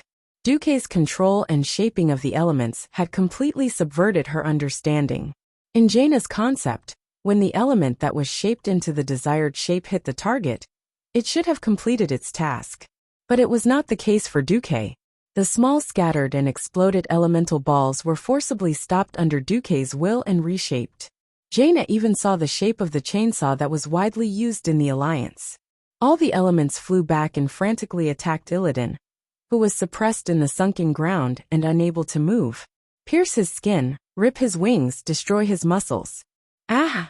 As if he was lifting weights, Illidan held the giant elemental hand that was falling from the sky. He used his body that had been strengthened by his dark powers to resist the mountain-like pressure as he roared like a wounded beast. Along with the roar, his entire body was immediately bathed in the flames of evil power.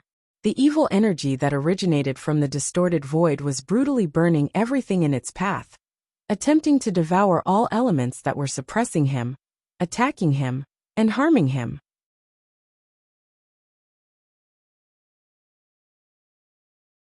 Duque frowned slightly. At first glance, Illidan's actions were as ridiculous as a snake trying to swallow an elephant.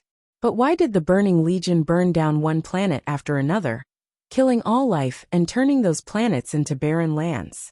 Of course, some of the demons were bloodthirsty, but more importantly, the army needed to collect more dark energy in order to expand.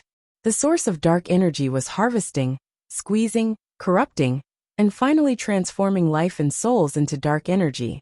If left unchecked, once Illidan devoured more than half of the elements around him, or if Duque lost control of the elements, it would not be fun. Duque had not used the holy sword since the start of the battle. He gently shook the sword, and suddenly 4 phantom clones of Alonso's Fail bathed in holy golden light appeared around Illidan. In the blink of an eye, 4 became 16, 64, and 1024. The Holy Light Archbishop's phantoms were densely packed, all of them coming from the same mold, filling up the entire platform. Seeing that they were surrounded by a group of Alonso's Fail, even Kaisi and Vasht were extremely surprised. Every single Alonso's was chanting a mysterious and strange prayer, their chanting echoing in the air above the platform. Light comes from darkness, and from darkness comes light. It was repeated over and over again, like an endless brainwashing cycle. Illidan knew that the easiest way to deal with this kind of chanting was to not listen, not listen, not listen. But Duque was even more shameless than him.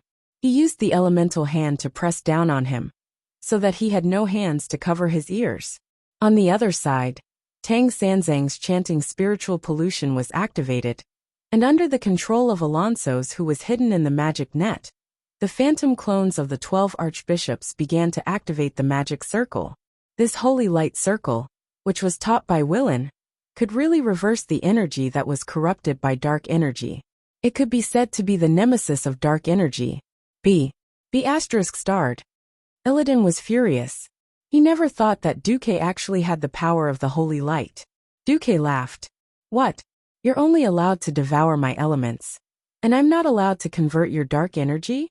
You're the first, and I'm the 15th. It's very fair. Duque's fair, and just look almost made Illidan's lungs explode. Don't besiege my lair if you can? Of course, Illidan could not say this out loud, He could only keep it in his chest, feeling very uncomfortable. The green dark energy was still surging around his body, and in a short span of 10 breaths, suddenly, the dark green light shone brightly. Even on the plains outside the black shrine, a huge green light pillar could be seen shooting up into the sky from the top of the shrine. What is this? Every single one of the allied soldiers was stunned. A terrible roar came from the top of the shrine, and everyone could not help but look up.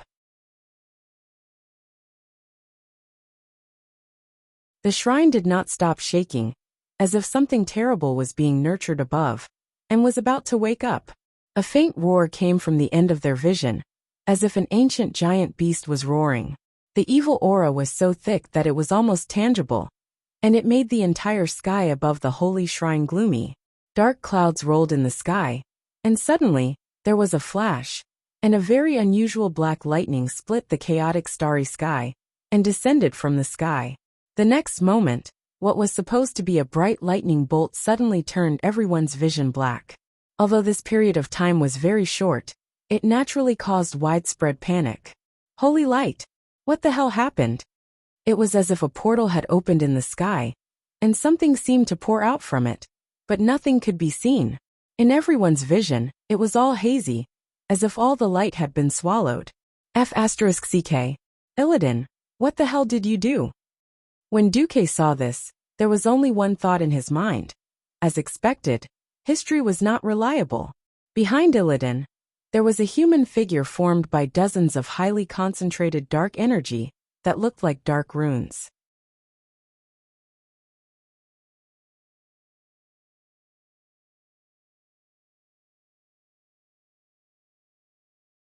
Chapter 1491. The upper body of this thing was a few runes that were built together, and the lower body had runes that were spread out as feet. All the runes on the whole were on a flat surface. As an old player, a veteran transmigrator, and someone who had once personally gone to Shatrath City to embark on a pilgrimage, but was actually collecting Nara's holy water, foot-washing water. How could he not recognize that this thing was once a Naru? But seeing his terrible color that was 100 times darker than coal ash, Duque immediately knew that this thing was a fallen Naru. According to history, there should never be a dark Naru on the list of bosses in the Black Temple. The problem was that ever since Duque transmigrated, he had never stopped causing trouble. Not to mention a dark Naru. Even if Kill Jaden came, it would not be impossible. As the worst butterfly that changed history, Duque said that if he did not curse, he would have nothing to say. Kai Z, who was next to him, finally came to a realization and said, "Ah, it's Muru." It was originally a guard of the storm, but when Illidan led the army to attack the storm for the first time a few years ago, it was taken away.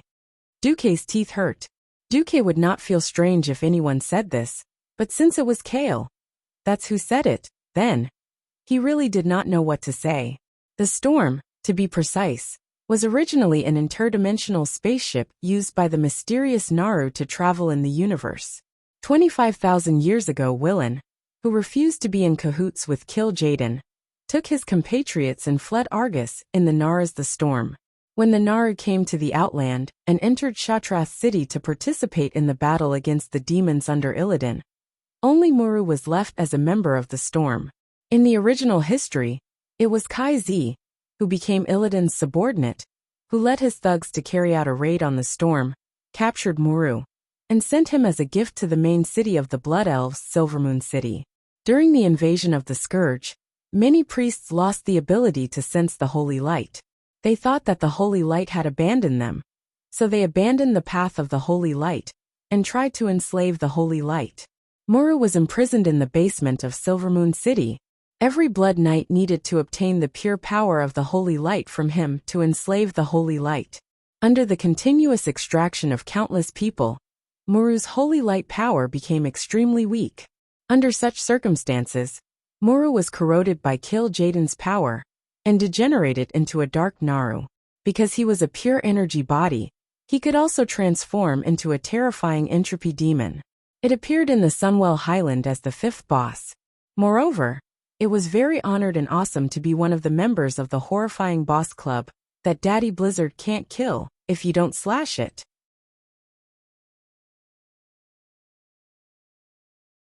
Countless elite guilds' first clear teams had been annihilated like dogs in front of Muru, who was at the level of a father. Now the goddess of fate seemed to have played a bad joke on Duque. She actually turned the Dark Naru, who was supposed to be created by Kaizi, into a strong ally for Illidan. Duque did not know what Illidan had done to Muru, nor did he know if Kill Jaden had left anything behind. All he knew was that things were getting out of hand. Duque suddenly realized something, and turned his head a little uneasily. He opened his mouth wide and shouted at Vashj and the others. Do it! However, in the vast expanse of strange black light, the darkness seemed to devour everything. After a circle of black light suddenly burst out from Muru's body, a black hole formed above Muru's head, and then the entire world became silent.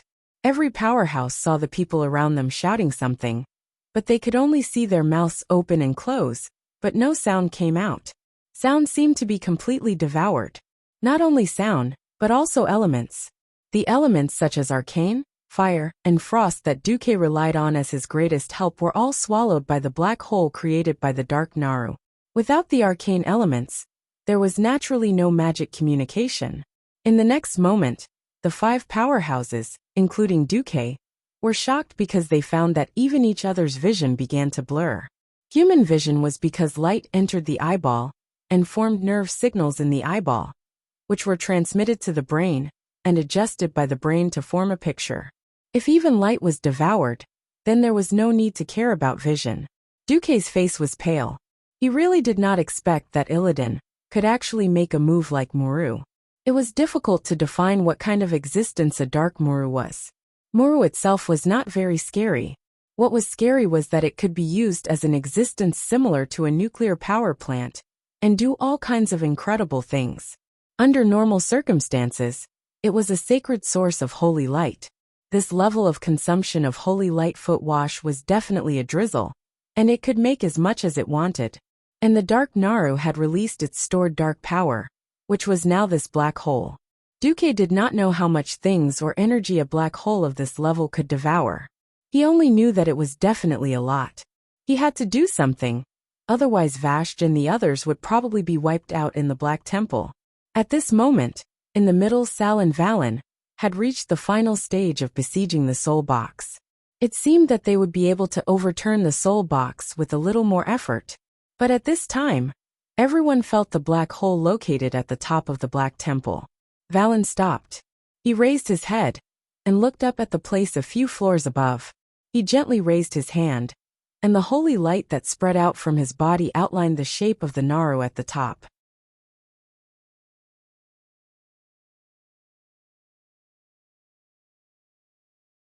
Teacher, that is, Iril the Hoof said in a trembling voice.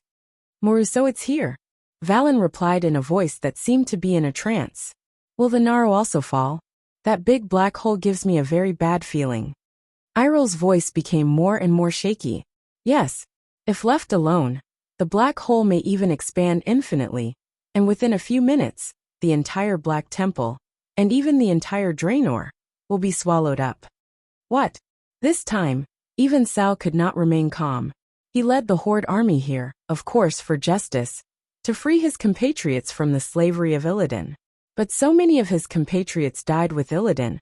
This was definitely not what he wanted. Can't you do something? Woken shouted. Of course, Valen said firmly, and at the same time, he turned his head and shouted.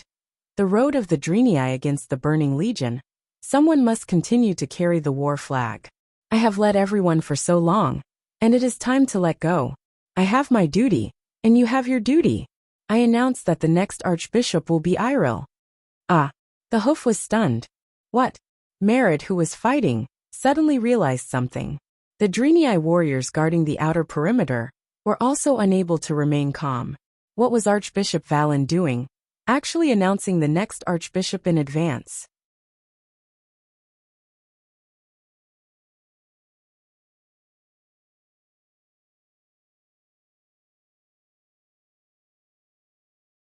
Chapter 1492. This was obviously entrusting an orphan to him. In terms of reputation and experience, how could a little Imriel be the Archbishop? Even if she was now the successor to the Archbishop, she was still far ahead of him. At that moment, some Drinii were indignant. Naru can prove Imriel's piety, and she will be the best bridge of communication between the Drinii and the higher-ups of the Alliance. Valen only had time to say this sentence before his entire body lit up. That was the purest form of holy light. In an instant, Valen's figure became extremely tall, even reaching the ceiling of the palace that was more than 20 meters tall. In a trance, everyone seemed to hear the purest and most beautiful hymn. Countless golden runes floated in the palace, each rune shining brightly. Not only did they dispel the surrounding darkness, but they also passed through the thick ceiling and reached the highest level of the Black Temple. Duque suddenly understood. He waved his hand and stopped trying to gather the elements to fight against the black hole. Instead, he went into a strategic defense mode. At the same time, he turned a large number of elements into a giant hammer and smashed through several floors of the temple with a loud bang. The dense ice element formed an absolute domain that protected Willen. The berserk wind and snow shattered all the flying rocks, but did not harm Willen in the slightest. An ice stairway appeared, leading from the middle level to the top of the Black Temple. Don't even think about coming up. Illidan was also anxious. Of course, he knew how difficult it was to deal with Old Man Eridar, who was first on Kill Jaden's kill list. Once his holy light got close to Muru, there would probably be variables. Therefore, his choice was to take advantage of the opportunity when Duque reduced the elemental hand's elemental output to forcefully break free and directly attack Valen. Illidan never expected that the person who stopped him was not Duque, but Kael Vats. Kaizi snorted coldly. His entire body seemed to become one with his phoenix, turning into a giant phoenix that firmly blocked the stairway that Valen came up from. The fire elements of the phoenix were not extracted from the outside world, but from its own power. As a divine beast, when the phoenix unleashed its full power, anyone would have to avoid its sharp edge. Go away! Illidan performed a gorgeous maneuver similar to Thomas's spin. As he flew backwards, he slashed at Kael that's more than 10 times. As a fire mage, Kaizi did not have ice barrier. However, Illidan had forgotten that the prerequisite for fire element was arcane element. Kaizi's arcane magic was also very good at it. Impact barrier. This shield was a headache for many players before he transmigrated. It could absorb a huge amount of damage. Even with the sharpness of the egg knife, it was able to withstand the first wave of attacks.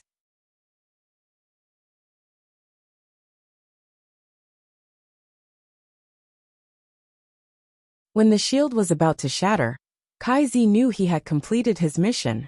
He didn't persist and instantly retreated. This time, it was Vash's turn to shoot dozens of lightning arrows at Illidan.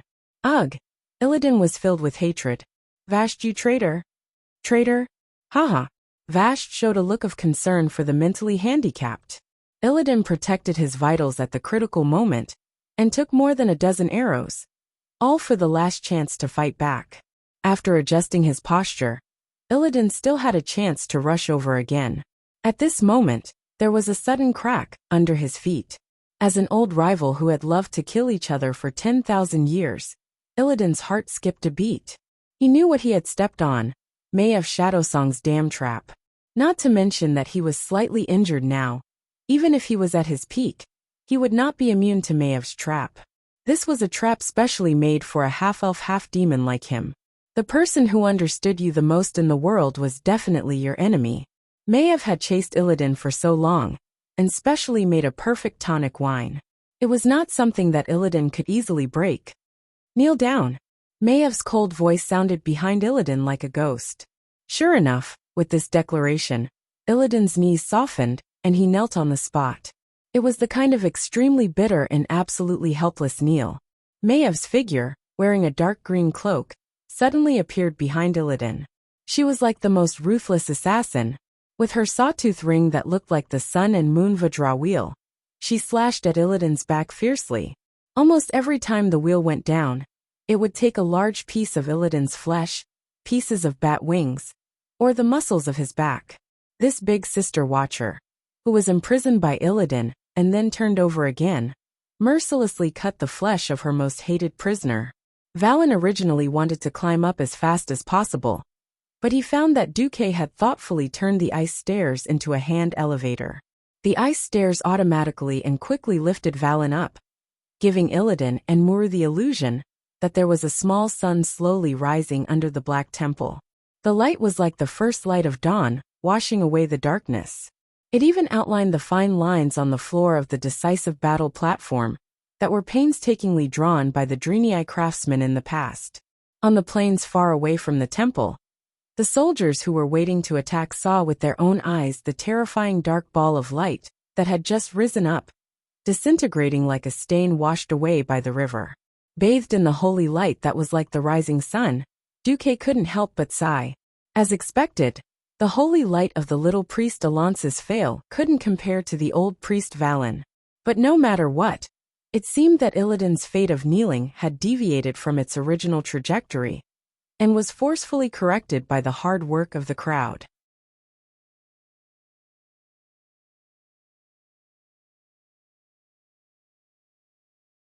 So what if you have Muru? I have Valen on my side too. The degenerate and the fraud were a perfect match. Muru, who was originally going to destroy everything with the black hole and ruin Duque's victory, suddenly burst into flames in front of everyone. A golden flame burst out from his dark chest, and soon after, golden cracks spread from the location of the flame to the entire black body. On the surface, it looked like it was going to turn the entire dark Naru into ashes, but in reality, just as the Naru of the light could turn into a dark Naru after using up all of the holy light, the dark Naru could also turn back after using up all of its shadow power. The rune-like components on Muru's body started to light up with golden halos, and this change sped up the fading of the black color on his body. In just 3 seconds, Muru, who was supposed to be a great enemy, was now glowing with golden light, and once again became a holy Naru. Praise the holy light! Alonce's Fail, who had originally used the magic net to send his clone to the scene, was happy when he suddenly realized that the holy light behind him had weakened. The first thing he saw when he turned back was Valen, who had collapsed on the ice platform, and Imriel, who had rushed to the platform without him knowing, had a blank expression on his face. You're tuning in to the Li Mei's Sword of Destiny YouTube channel. We're so grateful for your support, and don't forget to subscribe to join us on this incredible journey through captivating stories. Your generosity through donations truly makes a world of difference, as it's the primary source of revenue that allows me to expand and enhance this channel for you. Thank you from the bottom of my heart for being a part of this adventure.